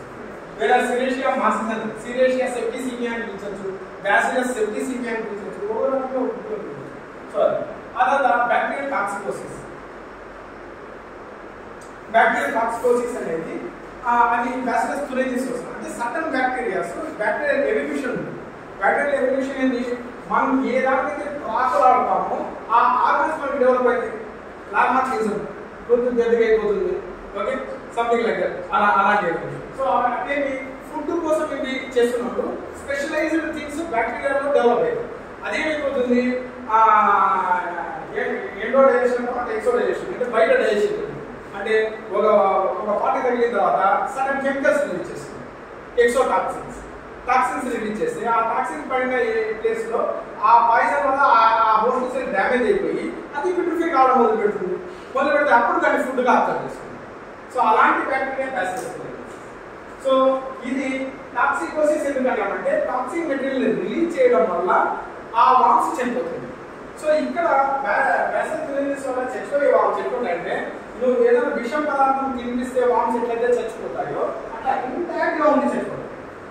అంటే కుటుంబీయాన్ని కనపడాలి, వామ్స్ ఉన్నట్టు చచ్చిపోతాయి, 10 minutes లో చచ్చిపోతాయి. అంటే అది ఫీకల్ మ్యాటర్ వదిలింది, బ్యాక్టీరియా బయటకు వచ్చింది, దాంట్లో ఎక్సోటాక్సిన్స్ ఉన్నాయి. ఆ టాక్సిన్స్ ని ఈ లీఫ్ కి తగిలింది, ఫీకల్ మ్యాటర్ పడిన తర్వాత లీఫ్ తగిలింది, ఆ లీఫ్ ని తింటుంది. సో టాక్సిన్స్ కూడా లోపలికి వెళ్ళిపోయాయి. లోపలికి వెళ్ళిన తర్వాతనే తన బాడీని అవి డ్యామేజ్ చేస్తాయి. డ్యామేజ్ చేసినప్పుడు ఒక టాక్సిక్ మెటీరియల్ తిరిగిన వెంటనే పెరాలసిస్ రావడం, ట్రిగరింగ్ చేసుకుంటున్నాం, ఇట్లా నీళ్ళు నుండి చచ్చిపోవడం. సో అలాంటి సింటమ్స్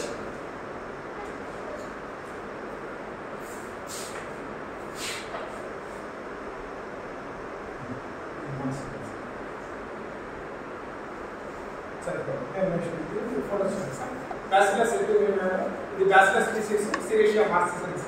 దీనివల్ల బ్లాక్ థ్రాట్ అని ఉంటాం కదా, చచ్చిపోయిన వామ్స్ ఈ సింటమ్స్ అంటే ఈ సింటమ్స్ చూపించిన వెంటనే ఆ బ్యాసిలస్ స్పీసీస్ ద్వారా చచ్చిపోతాయి, దీని ద్వారా చచ్చిపోతాయి. Okay clear. కాకపోతే ఇది బ్లడ్ లో కాబట్టి సెప్టిసిమియా,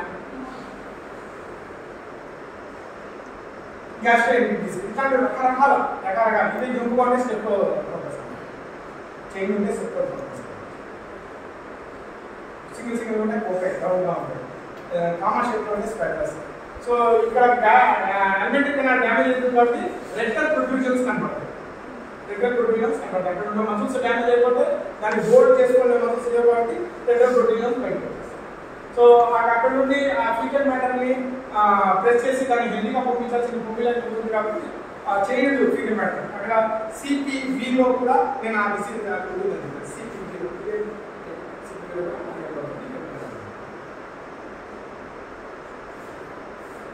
ఇది బ్యాక్టీరియల్ టాక్సికోసిస్. ఇక్కడ ఈ బ్యాక్టీరియాలో ఇలాంటి క్రిస్టల్స్ ఫామ్ అవుతాయి, దీన్ని బట్టి బ్యాసిలస్ తురేసిస్ అని కనుక్కుంటాం మైక్రోస్కోప్ లో చూసినప్పుడు. ఇలాంటి షేప్ కలిగి అక్కడక్కడ క్రిస్టల్స్ కూడా కలిగి ఉంటే దాన్ని బ్యాసిలస్ తురేసిస్ అని చెప్తాం. ఇలాంటి సింటమ్స్ దీనివల్ల మనకు ఎల్లో టాక్సిన్స్ అనేది రిలీజ్ అయ్యి అవి చనిపోయడం సాధ్యం. ఎల్లో టాక్సిన్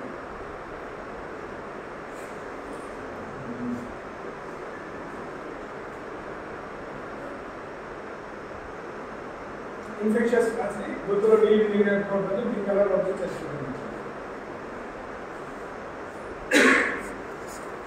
సింటమ్స్ ఆఫ్ ఫ్లాసిడీ అన్నింటినీ నేను కామన్గా చెప్పుకొచ్చాను. ఏ విధంగా మీరు చదివిన సాఫ్ట్ బాడీ డిసెంట్రీ అలాగే extrude chain steam irregular shapes soft faeces moisture content diarrhoea ఈ body transparent and gut is filled with brownish ఇవన్నీ గట్ బ్యాక్టీరియాస్ ఒక సైటోప్లాజం పాలిగేషన్ ది సిఫిలోథొరాక్స్ రీజన్ బికమ్ ఎలాజ్ అండ్ ట్రాన్స్మిషన్ ఎంటీ ఫోర్ గా ఉంటుంది సిఫిలోథొరాక్స్. లేకపోతే ఫ్లాసిడీ అంతా అదే విధంగా లైఫ్ ఈ లాభాలు వేరే విషయం ఎందుకంటే కలర్ ఎందుకు ఉన్నలాగా భూమి కన్ను తెలుసుకున్నట్టు కానీ ఇంటాక్ట్గా ఉంటుంది. వేరే స్కిన్ డల్గా అయిపోతే డల్ కలర్, స్కిన్ లూజ్ అయిపోతే డల్ కలర్ ఉంటుంది. Some individuals may expect better proteins. Flaccidity temperature degree సరిపోతే నీట్గా పెట్టుకోవాలి.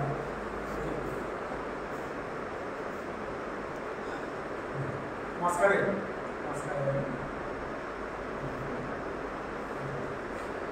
ఇప్పుడు దాకా మనం వైరస్ చూసాం, వైరస్ ఆ తర్వాత ఫంగల్ డిసీజ్ వచ్చేసరికి మనం 2 టైప్స్ చూస్తాం. మస్కరేన్, ఆస్పర్జిల్లస్.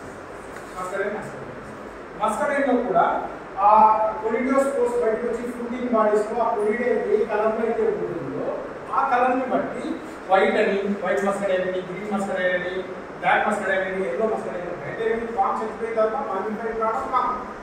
ఫ్రూటింగ్ బాడీస్ బయటకు వస్తాయి, కొరిడోస్పోర్స్ ఫామ్ అవుతాయి, కొరిడోస్పోర్స్ కలర్ ఫామ్ అవుతాయి. ఆ కలర్ ఏంటి వైట్గా ఫామ్ అయితే దాని వైట్ మస్కరేన్ అని, గ్రీన్ కలర్ గ్రీన్ అని, బ్లాక్ అని, ఎల్లో అని ఇలా రకాల ఇంకా బ్రౌన్ అని, రెడ్డిష్ అని వేరే వేరే కలర్లు కూడా ఉన్నాయి. ఎందుకంటే ఫంగస్ చాలా ఈజీగా మ్యుటేషన్స్కి ఛాన్స్ ఉంటుంది కాబట్టి చాలా తొందరగా వేరే వేరే స్టేజ్ తయారు కావడానికి అవకాశం ఉంది.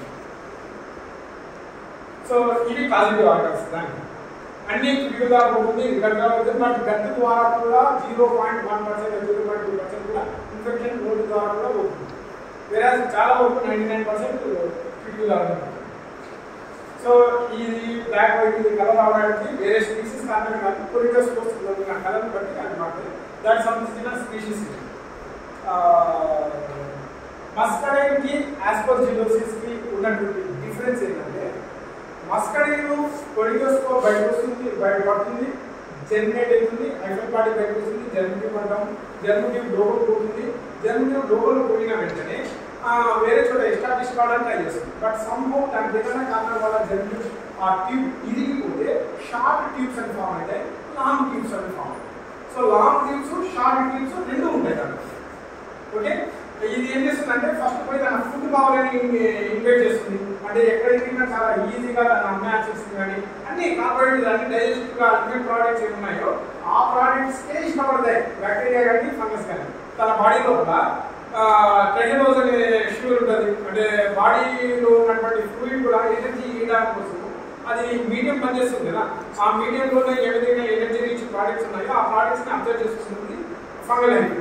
ఈ ఫంగల్ ఐటీ అబ్జర్వ్ చేసుకుంటూ బట్ పోవడానికి చాలా ఈజీ పైప్ దొరుకుతుంది. ఏం దొరుకుతుందంటే ట్రాకియా ఏంటంటే బయట ఉన్నటువంటి ఎన్విరాన్మెంట్ నుండి కనెక్షన్ లోపల బాడీ ఎక్కడ తీసుకెళ్తుంది, సెల్ లోపల వరకు తీసుకెళ్తుంది. అంటే ట్యూబ్ పోతుంది, లాంగిట్యూడ్ మళ్ళీ ట్రాకియా బుషెస్ వస్తాయి, ఆ ట్యూబ్ పోతాయి, ఆ ట్యూబ్ పోయి అల్టిమేట్గా ఒక సెల్ పోయి ఆ సెల్ దగ్గర పోయి ట్రాకియా వచ్చింది.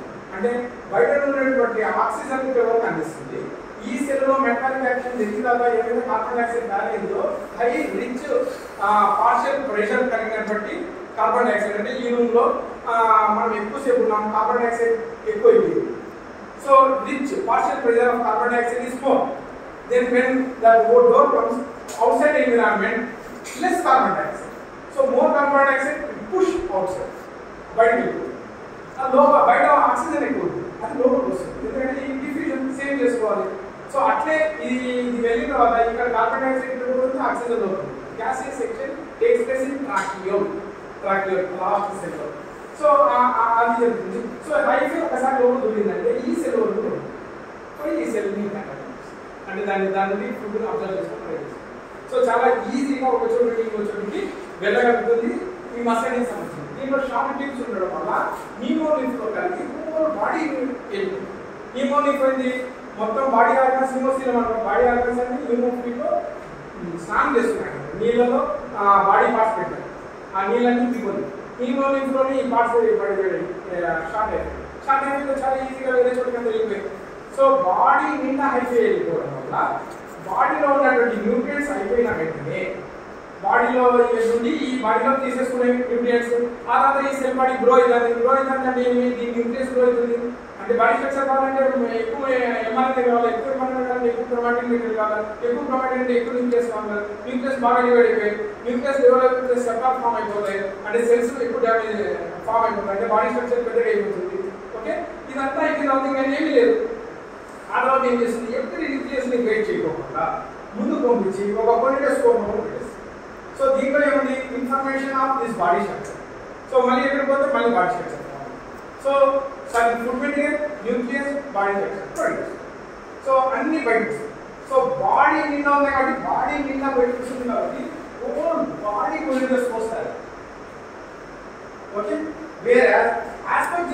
వచ్చేటప్పటికి ఆ షార్ట్ ఫిల్మెంట్స్ లేదు అంటే లెంతీ ఫిల్మెంట్స్ ఇది కొంచెం సరిపోతుంది సో అదేవిధంగా లోపలికి వెళ్ళిన వెంటనే ఎక్కడికైతే లోకల్గా ఎంటర్ అయిందో అక్కడ మాత్రమే అది మల్టిప్లై అయ్యి అక్కడ నుండి ఫుల్లింగ్ బాడీస్ పెట్టేస్తాయి ఎందుకు అక్కడ మాత్రమే ఎక్కువగా మల్టిప్లై కావడం వల్ల అక్కడ ఏమైతే టిష్యూ ఉందో ఆ టిష్యూ డ్యామేజ్ అవుతుంది ఫర్ ఎగ్జాంపుల్ రెక్టల్ రీజన్గా డ్యామేజ్ అవుతుంది టీవీ బయట పంపించలేదు ఫిజియలాజికల్ చేంజెస్ వచ్చేసాయి సరిపోతే ముందంతా బ్యాక్టీరియల్ ఇన్ఫెక్షన్ దానివల్ల ఫంగల్ సో ఈ ఫంగల్ ఇన్ఫెక్షన్ ద్వారా అక్కడే ఫ్రూటింగ్ బాడీస్ ఎందుకు దాని ఫుడ్ దొరకలేదు సో ఏమైనా ఫుడ్ ఇక్కడ తీసుకుందో ఫ్రూటింగ్ బాడీస్ తయారయ్యాయి సో లోకల్గా ఇన్ఫెక్షన్ జరిగి ఓన్లీ ఎక్కడైతే ఇన్ఫెక్షన్ జరిగిందో అక్కడ మాత్రమే ఆస్ట్రోజిలిసిస్ ఇంకా ఆస్ట్రోజిలిసిస్ లో వచ్చిన ఇంకో ప్రాబ్లం ఏంటంటే ఈ ఆస్ట్రోజిలిసిస్ అనేది ఒక ఇన్సెక్ట్ మీద ఫామ్ ఫీచర్ మ్యాటర్ దగ్గర ఈ పేపర్ ఉన్నాయి చూడండి పేపర్ కుళ్ళిపోయినా కూడా దాని మీద కూడా ఆస్ట్రోజిలిసిస్ గ్రో కాదు సో అందుకోసం డ్యామ్ గా ఉన్నటువంటి రీజన్స్ ఎవరైతే రియేట్ చేస్తారో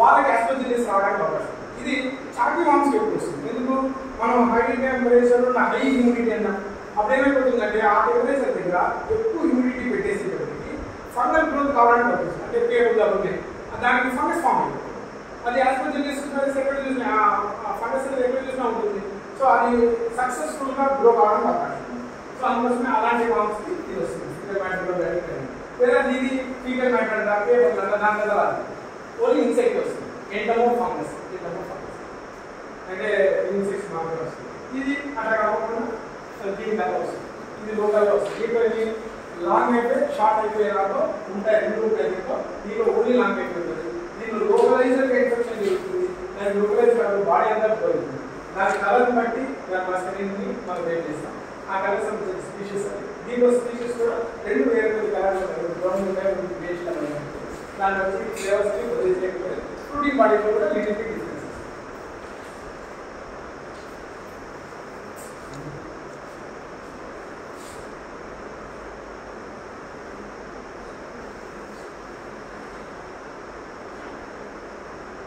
సో అది ఎప్పుడైనా ఏమైనా ఎక్కడైనా డ్యామేజ్ అయిపోతుంది ఒకసారి లోపలికి వెళ్తే బాడీ యొక్క సైజుని బట్టి వామ్ ఎన్ని దినాలు చచ్చిపోతుంది అనేది అర్థం చేసుకోండి ప్యాథోజన్ సైజ్ మళ్ళా లేదా వైరస్ కానీ బ్యాక్టీరియా కానీ ఫంగస్ కానీ ఒకసారి లోపలికి ఎంటర్ అయిపోతే అక్కడ ఉన్నటువంటి కాస్ట్ ఉపయోగం చేసుకుని తన నంబర్ని పెంచుకోవాలి సో చిన్న వామ్స్ అయితే 2 days లో సరిపోతుంది పెద్ద వామ్ అయితే 10 దినాలు వస్తుంది ఆ రిలేషన్ మర్చిపోతాం ఓకే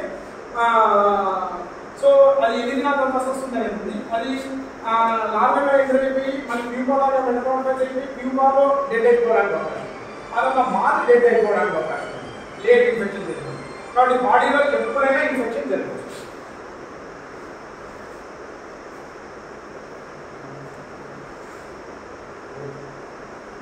సో ఇంకోటి ఇలాంటి స్ట్రక్చర్స్ కూడా కనపడడానికి అవకాశం ఈ స్పెక్స్ అంటారు అంటే ఎక్కువ వరకు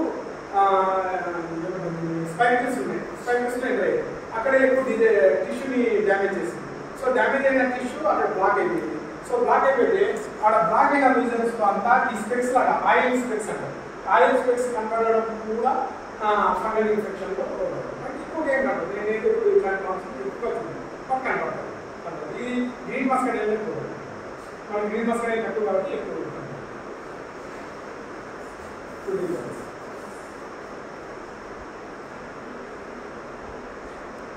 సో ఇది ఒక లైఫ్ సైకిల్ అయితే వైరస్ గురించి చెప్పాము అట్లా ఫ్రూటింగ్ బాడీస్ ఫామ్ అయితే ఆ తర్వాత మళ్ళీ బాడీ మీద పడుతుంది జర్మినేట్ అవుతుంది లోపల జరిగిన తర్వాత ఈ లాంగ్ లైఫ్ ఇట్లాంటి షార్ట్ లైఫ్ ఈ షార్ట్ లైఫ్ పోతే ఆ తర్వాత సెల్స్ అన్నిటి వినాల్సిన సెల్స్ పైన బాడీస్ ఉంటాయి వాటి మీద ఇదంతా హ్యూమన్ ఇంట్లో ట్రావెల్ ఓకే మళ్ళీ కంప్లీట్ చేసుకుంటే ఆ ఫుడ్ ఏం దొరకకపోతే మళ్ళీ ఫ్రూటింగ్ బాడీస్ ఫామ్ అయితే బయటకు వస్తే ఫ్రూటింగ్ బాడీస్ ఈ ఫ్రూటింగ్ బాడీస్ ఇవి బై నంబర్ ఇలా చెప్పాలంటే 20,000 lakhs అనేది అయితే ఒక బాగుంటుంది అంటే అన్ని స్పోర్ట్స్ ఫామ్ అంటే ఆ ఊరికంతా సరిపోతుంది ఒక వామ్ వస్తుంది విత్తనాలు సో చాలా బట్ అవి పాపం దానికోసం దానికి తయారైందో లేదు బయటకు వచ్చిన వాటికి ఎన్విరాన్మెంట్ సరిపోతుంది అక్కడ లో టెంపరేచర్ ఉండాలా సక్సెస్ఫుల్గా కూర్చొని పోవాలా అక్కడ పోయి ఎస్టాబ్లిష్ చేయాలి అక్కడ టెంపరేచర్ లో ఉంటే బతుకుతాయి టెంపరేచర్ హై ఉంటే బతుకు అందుకోసం మనకి ఈ సీజన్లో మస్తు అయింది ఓకే దాని ప్రాబ్లం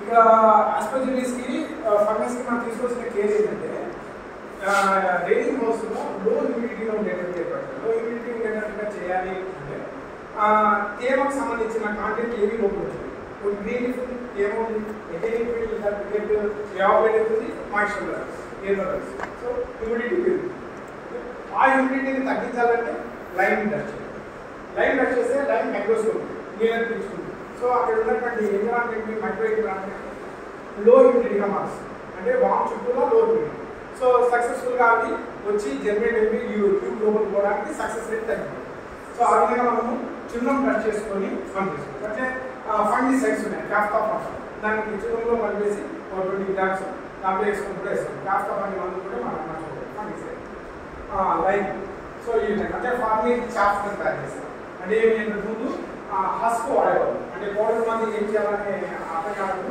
వాళ్ళు ప్యాడీ ఫీల్స్ ఎక్కువ హస్క్ వేస్ట్గా ఉంటుంది కాబట్టి ఆ ప్యాడీకి సంబంధించిన హస్క్ తీసుకొచ్చి ఫస్ట్ కాలుస్తారు డ్రై చేస్తారు సో దాంట్లో ఉన్న కార్యం స్కిల్ అయింది ఓకే ఆ డస్ట్ని తీసుకొని ఫార్మింగ్ని దాని మీద చదువుతారు అట్లా 1%, 0.8%, 6%, 0.2% అని అది ఎంత పర్సెంట్లో కావాలంటే అంటే చిన్న మాంసం ఉంటే 0.4%, ఇంకా ఉదయమైతే 0.6%, ఇంకా ఉదయమైతే 0.8%.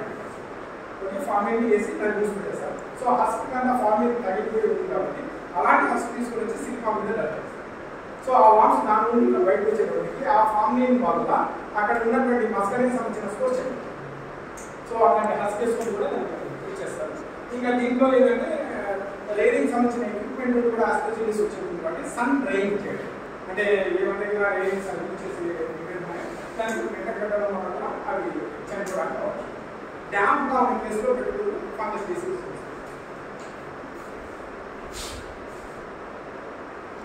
ఆ తర్వాత పెబ్రిన్ ఇప్పుడు డిసీజెస్ గురించి క్లియర్ అయింది అడుగుతున్నా viral disease fungal disease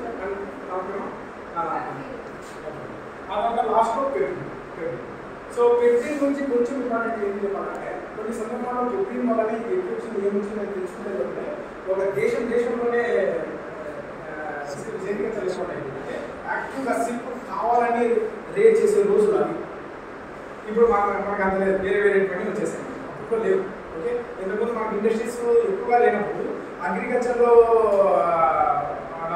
employment దొరకకపోతే అందరూ ఊరికే కూర్చోవలసిన పరిస్థితి ఈరోజు ఊరికే కూర్చోరు వేరే చోట తీసుకుంటారు అట్లానే చాలా దినాల కింద వెళ్తే వాళ్ళ మెయిన్ అగ్రికల్చర్ ప్రాడక్ట్స్లో సెరికల్చర్ ఉంటుంది ఫ్రాన్స్లో సో ఆ ఫ్రాన్స్లో సెరికల్చర్ అనేది అబౌట్ ఎందుకంటే ఈ ఎట్లా వస్తుంది ఏమొస్తుంది ఎక్కడ చేయాలని తెలుసుకోలేకపోయారు సో అందుకోసం పెబ్రిన్కి చాలా వరకు లేకపోతే ఇది కామన్ డిసీజ్ అన్ని డిసీజ్ లాంటి డిసీజ్ సో ఈ డిసీజ్కి వేరే డిసీజ్కి వచ్చినటువంటి డిఫరెన్సెస్ ఏంటంటే ఒక కంటామినేట్ అయితే ఒక డిసీజ్ ఒక వామ్ నుండి ఇంకో వామ్ వస్తుంది దాంట్లో హారిజాంటల్ ట్రాన్స్మిషన్ ఇది వర్టికల్ ట్రాన్స్మిషన్ కూడా అంటే పేరెంట్స్ నుండి ఆఫ్స్ప్రింగ్ వస్తుంది పేరెంట్కి వచ్చింది సెల్స్లో డివైడ్ అయిపోయింది ఆ తర్వాత ఓవమ్ దగ్గర నుండి మదర్ సెల్స్ ఉన్నాయి ఫామ్ అవుతున్నాయి ఓవమ్ ఫామ్ అయిపోతుంది ఎగ్ ఫామ్ అయిపోతుంది వస్తుంది లోపల యోగ్ ఫామ్ అవుతుంది ఇక్కడ ఉన్నటువంటి ఆ లైనింగ్ మెంబ్రేన్కి పెబ్రిన్ అంటారు అంటే పెబ్రిన్ లైఫ్ సైకిల్ నడుస్తూ ఉంటాయి పెబ్రిన్ స్పోర్ట్స్ ఫామ్ అయిపోతుంది అవి పక్కన ఉన్న సెల్స్కి డ్యామేజ్ చేస్తుంది అప్పుడు ఆ ఓవమ్ కూడా డ్యామేజ్ చేస్తుంది లోపల వెళ్ళిపోతుంది సో యోగ్ సెల్ లోపల వెళ్ళిపోతుంది ఈ లోపల కొరియాన్ మెంబ్రేన్ తయారైపోతుంది ఎగ్ బయటకు వచ్చిన తర్వాత ఫర్టిలైజేషన్ జరుగుతుంది ఫర్టిలైజేషన్ జరిగిన తర్వాత ఎంబ్రియో డెవలప్ అయినప్పటికీ ఆ ఆ యోగ్ని కన్జ్యూమ్ చేసుకుంటూ పోతుంది. ఆ సెల్స్లో పెప్టిన్ సంబంధించిన స్పోర్ట్స్ కంటెంట్. సో ఎగ్ ద్వారా కూడా మనకు ఓవేరియల్ ట్రాన్స్లేషన్ అండ్ అది. సో పెప్టిన్ స్పోర్ట్స్ ఈ విధంగా ఉంటాయి. సో దీనికి సంబంధించిన సింబల్స్ ఉన్నాయి. హెడ్బర్డ్ స్పాట్స్ అంటారు, అంటే విధాలు లాంటి గుర్తులు ఉన్నటువంటి చుక్కలు కలిగినటువంటి. ఇంకా అదే చచ్చిపోతే ఆల్మోస్ట్ అన్ని సైజులో ఉన్నటువంటి లాభాలు చాలా కామన్గా ఉంటాయి. బ్యాక్టీరియల్ డిసీజెస్లో మౌల్డ్ టైప్లో ఎక్కువగా చచ్చిపోతాయి ఫార్మ్స్. అట్లే సైజుల్లో వేరియేషన్ ఉండడం కామన్. సైజులో వేరియేషన్ ఉండడం కామన్. బ్యాక్టీరియల్ డిసీజెస్లో సైజులో ఉండే వేరియేషన్ ఉండడం కామన్. ఇక్కడ కూడా ఈ సైజులో వేరియేషన్స్ ఉంటున్నాయి. అవి వేరే డిసీజ్ ఏవి సిటీవి కానీ డిఎన్పి కానీ స్లోగా మల్టిప్లై అవుతుంది కాబట్టి ఒక వామ్కి ఇంకో వామ్కి వేరియేషన్ ఫామ్ ఎక్కువగా. ఓకే, ఇది ఇన్ఫెక్టెడ్ కాదు, దీంట్లో స్లోగా గ్రో అవుతుంది. సో ఇది కూడా గ్రో అవుతుంది, ఇది కూడా గ్రో అవుతుంది బాగా. వేరే బ్యాక్టీరియల్ గ్రో జరిగినప్పుడు ఇది తినదు, గ్రో కాదు, స్ట్రింక్ అయిపోతుంది, వేరేది గ్రో అవుతుంది. సో డిఫరెన్సెస్ ఎక్కువ. సో బ్యాక్టీరియల్ డిసీజ్లో అన్ఈక్వల్స్ ఎక్కువగా కట్టాలి. వేరే సిటీవీలో కానీ డిఎన్పిలో కానీ అన్ఈక్వల్స్ ఎక్కువగా కట్టాలి. అంటే దీంట్లో అన్ఈక్వల్స్ ఎక్కువగా కట్టాలి. ఎందుకంటే టోటల్గా రికార్డ్ చేసి పెట్టుకుంటాం. ఇంకోటి కన్నా అర్థం చేసుకోవాల్సింది ప్రాక్టికల్ థింగ్ ఏంటంటే, ఒకసారి పెప్టిన్ వచ్చింది ఒక ఎగ్ కంటే దానికి అర్థం వచ్చి ఎంబ్రియోనే చచ్చిపోయినాయి కాదు అర్థం. అన్ని చచ్చిపో మళ్ళీ క్రాప్ అంతా కంప్లీట్ అయిపోయి మళ్ళీ నెక్స్ట్ జనరేషన్ పోయి నెక్స్ట్ జనరేషన్ కూడా కంప్లీట్ అయిపోయి లాస్ట్ లో చెప్పారు. అర్థం ఏంటంటే అన్ని ఫార్మ్స్కి ప్యాథోజన్ లోపల పోతుంది అని అనుకోతుంది. ఎగ్గులు మీరు లక్షలు తయారు చేస్తారు, దాంట్లో కొన్ని 100 ఎగ్గులో మాత్రమే పెట్టింది. అది డెవలప్ కావాలా, తినాలా, పెప్టిన్ స్పోర్ట్స్ని బయటకు పంపించాలా, పెప్టిన్ స్పోర్ట్స్ వేరే దాంట్లోకి వెళ్ళాలా, ఆ పెప్టిన్ స్పోర్ట్స్ నుండి ఆ డిసీజ్. సో ఒకదానికి ఇంకో దానికి ఇట్లా మల్టిప్లై పోవడానికి తీసుకోవాలి. ఓకే, కాబట్టి అట్లా అన్ని చచ్చిపోవడానికి కూడా అవకాశం ఉండదు.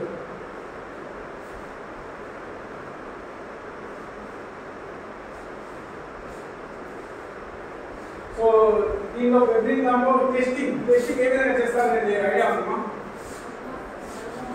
మదర్మార్ టెస్టింగ్లో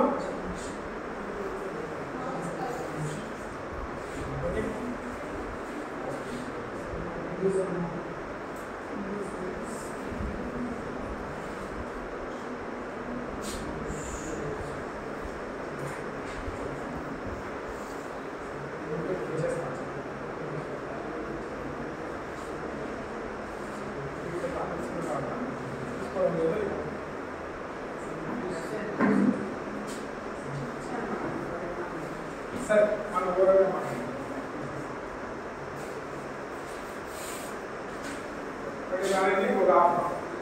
మళ్ళీ 2 o'clock రాగలుగుతారా? ఎన్ని వెళ్ళాలనుకుంటున్నారా? మధ్యాహ్నం వెళ్ళాలనుకుంటున్నారా? ఏమంది కాదు. సరే వినాలనుకుంటే బ్యాక్ సైడ్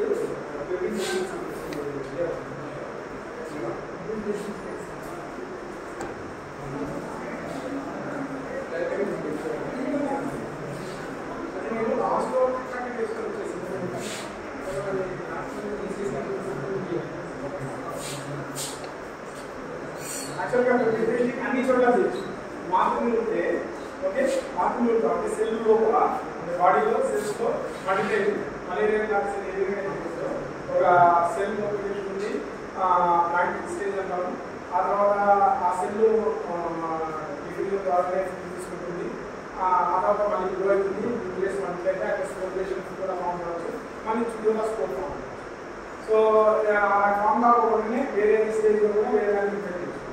సో ఈ స్పోర్ట్స్ ఫామ్ అయిన తర్వాత ఫీకల్ మ్యాటర్లో వచ్చి ఫీకల్ మ్యాటర్ని ఉండి కలిగి ఆ స్పోర్ట్స్ ప్లాన్ ఎలా చూస్తే ఫీకల్ మ్యాటర్ని తెచ్చేయచ్చు.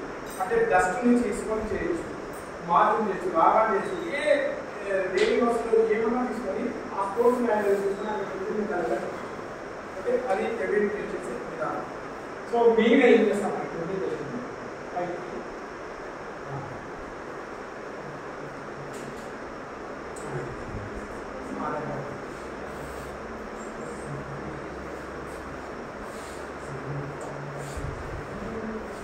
సో పెప్టిన్ టెస్టింగ్ అన్నప్పుడు మీరు చాలా కెమిస్ట్రీలో కానీ దాంట్లో ప్రిన్సిపల్స్ తెలుసుకోవాలని చెప్తున్నారు. మన ప్రిన్సిపల్స్ చేసుకోవాలా, ఈచ్ స్టెప్ ఎందుకు చేస్తున్నాం అనేది తెలుసుకోవాలి. సో అక్కడ ఏంటంటే మనము హోమోజీనియస్ తయారు చేసినప్పుడు ప్రతి సెల్ని బ్రేక్ చేసి దాంట్లో నుండి స్కోర్ బయటకు తీయాలని అందుకోసం మూవ్ అవుతుంది. ఎంత ఎక్కువగా ఉంటే సెల్స్ అంత బ్రేక్ అయిపోతుంది. హెల్తీగా ఉంటే దాంట్లో ఉండే ఛాన్సెస్ తక్కువ ఉంటాయి కాబట్టి దాంట్లో ఒక లో కాన్సన్ట్రేషన్లో ఉన్నటువంటి స్కోర్స్ దాన్ని ఒక 2 days కోసం తిరుగుకోకుండా అట్లే పెట్టేసాం హై టెంపరేచర్ దగ్గర దాన్ని డిక్రీజ్ అయ్యాం.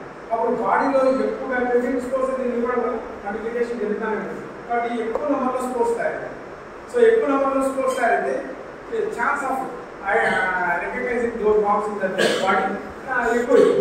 ఓకే, సో అందుకోసమే దాన్ని తిరుగుకోకుండా ఒక 2 days కోసం దాన్ని పోస్ట్ సంథింగ్ అంటుంటారు. దాని ఆరోగ్యం కూడా టెస్ట్ చేయొచ్చు. స్టార్వేషన్ బీటీ చేయడం అంటే లావా తీసుకొని వస్తాం, ఫుడ్ ఫీడింగ్ చేయడం చూస్తాం, లేదా ఆల్రెడీ కొన్ని సింప్టమ్స్ చూస్తున్న దాన్ని డిసీజ్ నామ్స్ తీసుకొని చూస్తాం, దాంట్లో ఛాన్సెస్ ఎక్కువ. వీటన్నిటికీ గ్రూప్ సో బాడీ సెల్స్ బయటకు వచ్చేది. మళ్ళీ దాని తర్వాత వేరే మెటీరియల్ కాంపోనెంట్ బయటకు వెళ్ళిపోవాలని K2CO పొటాషియం కార్బోనేట్ ఇంతకుముందు కేవో 1% వాడేది అట్లా 0.6% K2CO వాడాలి. సో K2CO చేస్తే అది డిజాల్వ్ అయితే ఫ్యాట్ పడేది. సో స్పోర్ట్స్ సపరేట్ అవుతాయి. సో స్పోర్ట్స్ సపరేట్ అయినప్పుడు మనం ఏ ఫిల్టర్ వాడినా కూడా స్పోర్ట్స్ బయటకు వచ్చేస్తాయి కాబట్టి మనం ఏం చేస్తాం, ఫస్ట్ ఒక ఫిల్టర్ వాడినప్పుడు ఆ నూరినప్పుడు ఏమైనా పార్ట్స్ అవి ఉండిపోయినాయో అవి పైన ఉండిపోయి కింద క్లియర్ లిక్విడ్ కింద వచ్చేటట్టు తీసుకుంటాం. ఈ లిక్విడ్ లో ఆ స్పోర్ట్స్ ఉన్నాయి, మనకి more concentration of sports. So that నేను చూస్తే నాకు తక్కువ స్పోర్ట్స్ ఉంటాయి. సో దీన్ని నేను వెయిట్ బట్టి సపరేట్ చేయాలంటే ఫిల్టర్ చేయాలి, ఆల్రెడీ ఫిల్టర్ చేసేసాను. సో సెంట్రిఫ్యూజ్ చేస్తాను. సెంట్రిఫ్యూజ్ చేస్తే వెయిట్ ఉన్న బాడీస్ అన్ని ఈ షిఫ్ట్ వస్తే వెయిట్ చేసి సో వెయిట్ చేసి నా పక్కన లేదు పడేసాను. సో కింద ఉన్నటువంటి రెసిడ్యూ ఆ రెసిడ్యూ తీసుకొని చూస్తే దాంట్లో స్పోర్ట్స్ కనపడాలి. దాన్ని ఒక 5 partsలో 600 grams పొజిషన్ దగ్గర చూస్తాను. సో ఇప్పుడు వర్షం కలిసి చూస్తే సో ఆ విధంగా సో 3000 RPM దగ్గర ఫర్ 3 minutes చేస్తే సఫిషియంట్. 3000 ఒక మినిట్ అట్లా 3 minutes కోసం తింటే సఫిషియంట్గా బయటకు అట్లా 5 minutes 6 minutes వరకు కూడా చేస్తుంది. అదే మీరు 5000 వరకు కూడా చేయొచ్చు, తప్పలేదు. అందుకోసం మీరు వీటిలో 3000, 5000, 3 minutes, 5 minutes things are right. లేదా 10,000 తీసుకున్నాం, 10,000 RPM తీసుకుంటే ఒక సెల్లోని న్యూక్లియస్ బయటకు వచ్చేస్తుంది. అంటే సెల్ ఎంత స్పీడ్గా తిరుగుతుందంటే సెల్లో రిచ్ కాంటెంట్ ఉన్నటువంటి డెన్సిటీ ఉన్నటువంటి న్యూక్లియస్ ఆ న్యూక్లియస్ బయటకు వస్తుంది. అంటే దాని వెయిట్ దీని డిఫరెన్స్ ఉంది కదా. సో అది ఎందుకోసం మనం DNA కానీ RNA కానీ ఎస్టిమేట్ చేస్తున్న టైంలో క్వాలిటీ అనాలిసిస్ కానీ క్వాంటిటీ అనాలిసిస్ చేసినప్పుడు కానీ DNA RNAని సపరేట్ చేయాలంటే 10,000 RPM దగ్గర తిప్పుతారు 50 minutes కోసం, 10 minutes కోసం. దీనికి 3 to 5,000 3 to 5 minutes తిప్పితే సరే.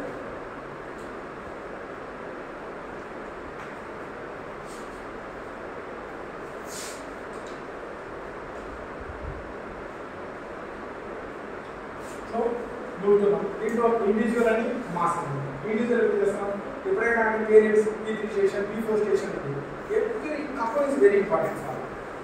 ఎందుకంటే నా దగ్గర ఓన్లీ 10 years తయారు చేస్తాం P4లో, ఆ తర్వాత విధాన్ని డిస్కస్ చేస్తాం. ఆ 10లో మేము 2 రోజులు కాబట్టి నేను ఇండివిజువల్గా మాత్రమే ఒక్కొక్క మాత్రమే చూస్తాను. నేను పెట్టిస్తాను మాత్రలు మాత్రలో లేదనుకోండి దీన్ని డిసీజ్ ఫ్రీ లేయింగ్ అని, డిసీజ్ ఫ్రీ లేయింగ్ కూడా అక్కడ వచ్చింది. సో దీంట్లో ఈ డిసీజ్ లేదు. సో మాత్రని అక్కడ ఇండివిజువల్ చేస్తాం. అక్కడ ఒక మాత్రకి ఎంత వాల్యూమ్ ఉందో అంత లిక్విడ్ కావాలేక 4 ml వేస్తాం. అది చెప్పండి, ఒక మాత్రకి 4 ml ఉంటాను. నేను ఒక 20 marks వేస్తే 4 into 20 వేస్తే 80. సో 80 ml వేసేసి మిక్సీ వేసుకుంటాం, లేదా సింగిల్ వేసినప్పుడు 4 ml వేసుకుంటాం. 2 ఒకటే ప్రాసెస్ ఏం చేసాం. ఆ తర్వాత ఒక ఫిల్టర్ చేస్తాము. రెసిడ్యూల్ థింగ్స్ ఎక్కడైనా ఉన్నాయో అవన్నీ నిలబడిపోతే క్లియర్ లిక్విడ్ వస్తుంది. లిక్విడ్ ఉండాలి కాబట్టి సెంట్రిఫ్యూజ్ తీసుకుంటాం, సెంట్రిఫ్యూజ్ చేస్తాం. 5 minutes కానీ 3 minutes కానీ 5,000 RPM వరకు పెట్టచ్చు. ఆ తర్వాత కింద రెసిడ్యూ తీసుకుంటాం, 5 minutes డిస్కట్ చేస్తాం. డిస్కట్ చేసి మళ్ళీ మైక్రోస్కోప్ ఎగ్జామినేషన్ చేస్తాం. 600 మ్యాగ్నిఫికేషన్ దగ్గర చూస్తాం. సేమ్ 600 మ్యాగ్నిఫికేషన్ అంత పెద్ద చేస్తే కానీ ఆ స్కోర్ యొక్క సైజ్ కనపడదు. 3 to 4 మైక్రోమీటర్స్ నానోమీటర్స్ యూట్యూబ్లో ఆ తర్వాత ఆ స్కోర్స్ మైక్రోస్కోప్లో చూసినప్పుడు 1 to 3 కనపడితే దాన్ని ఉండేది ప్లస్ ఆర్ మైనస్ అని 1 days అని 2 days అని 3 days అని మనం దాన్ని ఎంత కాన్సన్ట్రేషన్లో ఆ స్కోర్స్ ఉన్నాయని చెప్పచ్చు. అంటే ఏదైనా నేను మానిటరింగ్ వెళ్ళాలనుకుంటే వాళ్ళంతా డిసీజ్ ఇన్సిడెన్స్ ఏ లెవెల్లో ఉంటుందని చెప్పడం కోసం దీన్ని ఒకేసారి స్కోర్ నాకు ఎంత కనబడుతున్నారు ఒకసారి చూస్తే అనే దాన్ని బట్టి ఈ స్కోరింగ్ చేయడం. కాబట్టి ఈ స్కోర్ యొక్క సంఖ్య కూడా నేను చెప్పడం అదేంటే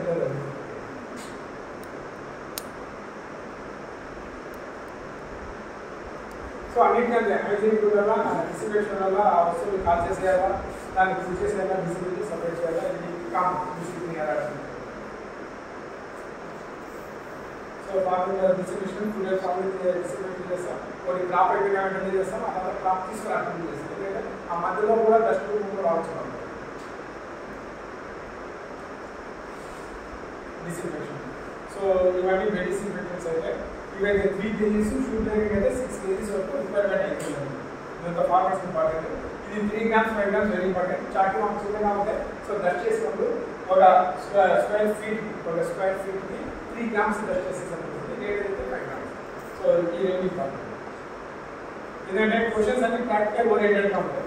మనం థియరీగా చదువుతాం వాళ్ళు బయట ప్రాక్టికల్గా ఏది అవసరమని చూస్తాం.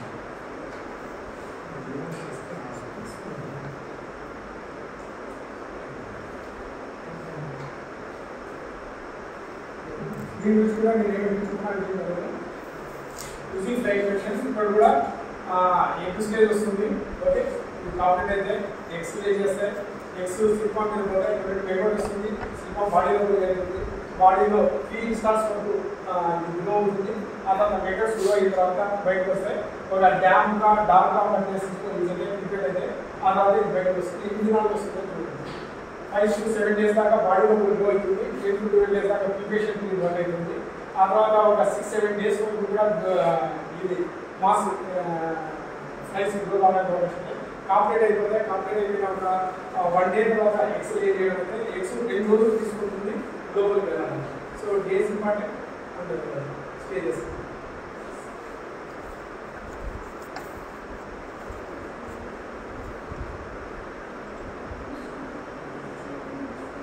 ఇంకా ప్రివెన్షన్స్ కోసం వస్తే ఈవెన్ ప్రాక్టికల్ చూసారు కదా బ్రేకింగ్ హౌసెస్ ఎక్కువ ఉంటాయి. బ్రేకింగ్ హౌసెస్ లేకపోకుండా ఒక ప్రూఫ్ చేస్తారు. సో ఆ పైప్ ఫిటింగ్ ప్రూఫ్ చేసుకోవాలి, ఐలాండ్ పార్టిషన్ చేసుకోవాలి, యాంటీబయోటిక్స్ పెట్టుకోవాలి. కాబట్టి మనకి రేటింగ్స్ క్యాష్ చేసుకోవచ్చు. రిలీజర్ కూడా మనం ఫోన్ చేసుకొని రావాలి. దీన్ని ఇంకొక స్టాప్ చేస్తాం. ఓకేనా నాకు కూడా ఎక్కడ స్టాప్ చేస్తాను ఓకేనా.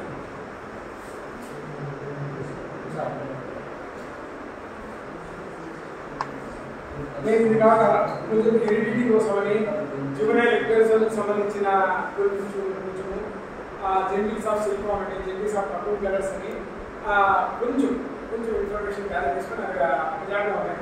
వాటిని తీసుకొని వచ్చిన జస్ట్ ఆ స్లైడ్స్ మధ్యాహ్నం చేస్తాను. మళ్ళీ మీరు ఏదైనా క్వశ్చన్స్ చేస్తే దానికి సంబంధించి నాకు తెలిసి చెప్పడానికి లిక్విడ్ చాలా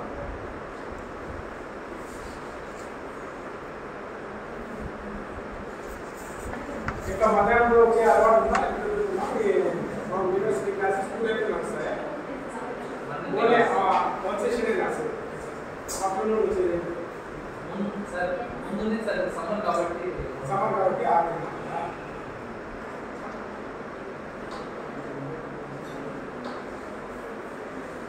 నాకు కూడా రైట్ ఫ్రమ్ స్టార్టింగ్ నుండి నిలబడి కంటిన్యూస్గా చెప్పే అలవాటు లేదు. ప్రాబ్లం ఏదైనా వస్తే దాని గురించి డిస్కస్ చేసి మనం ఏం తెలుసుకో దాని గురించి మాట్లాడేటప్పటికే తెలుస్తుంది. అది నువ్వు చెప్తున్నప్పుడు కొంచెం సిస్టమేటిక్గా చెప్పాలా ఉంటుంది, అర్థమేటిక్ చెప్పాలా అన్నట్టు నాకు రైతులుగా ప్రెజర్ పెడతాను. దీన్ని కూడా చెప్పాను, సీరియల్ కూడా చెప్పాను అన్నట్టు ఆటో నాకు ప్రెజర్ చెప్పండి. అందుకోసం నేను మీరు ఏమైనా ప్రొఫెసర్ కానీ ఆ క్వశ్చన్స్ సాల్వ్ చేయడానికి తెలిస్తే చెప్పండి. సో నేను అదేవిధంగా ఆఫ్టర్నూన్ ఈ సబ్జెక్ట్ మీద ఇంకా యాక్చువల్గా నేను రివైజ్ కూడా చేసుకోలేదు. వచ్చేది ఇలా వల్ల కొంచెం బిజీగా ఉండడం వల్ల చేసుకోలేదు. సార్ మీ ముందే దాన్ని సార్ మీరు చూసుకుంటాను అంటే బట్ నేను దాని గురించి చదివాక నేనే తయారు చేస్తాను. కొంచెమే ఉంటుంది నేను అప్పుడే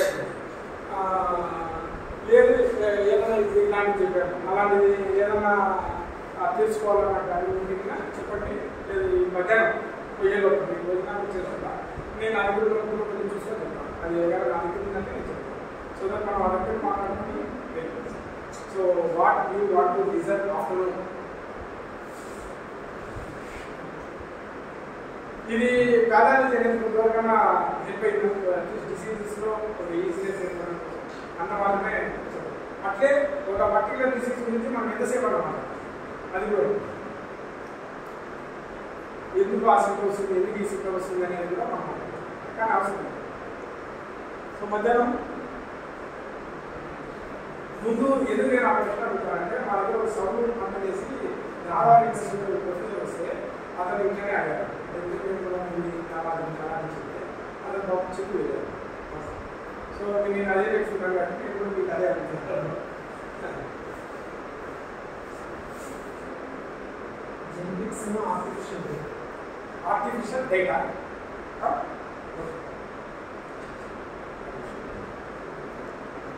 ఇంకా ఎందుకంటే ఆర్టిఫిషియల్ డేటా గురించి నాకు కొద్దిగా తెలుసు. ఆ ఇన్ఫర్మేషన్ నేను పాస్ చేస్తాను. ఆర్టిఫిషియల్ డేటా సింథటిక్ డేటా ఎందుకు చేయాల్సి వచ్చింది ఎందుకు చేయాల్సి వచ్చింది ఎలా చేస్తారు స్పెసిఫిక్గా నాకు ఎలా చేస్తారని ఇప్పుడు అది తెచ్చిన ఏం చదవాల్సి వస్తుంది బట్ ఎలా చేస్తారు ఏం ఇంగ్రీడియంట్స్ అంతా చూస్తాను.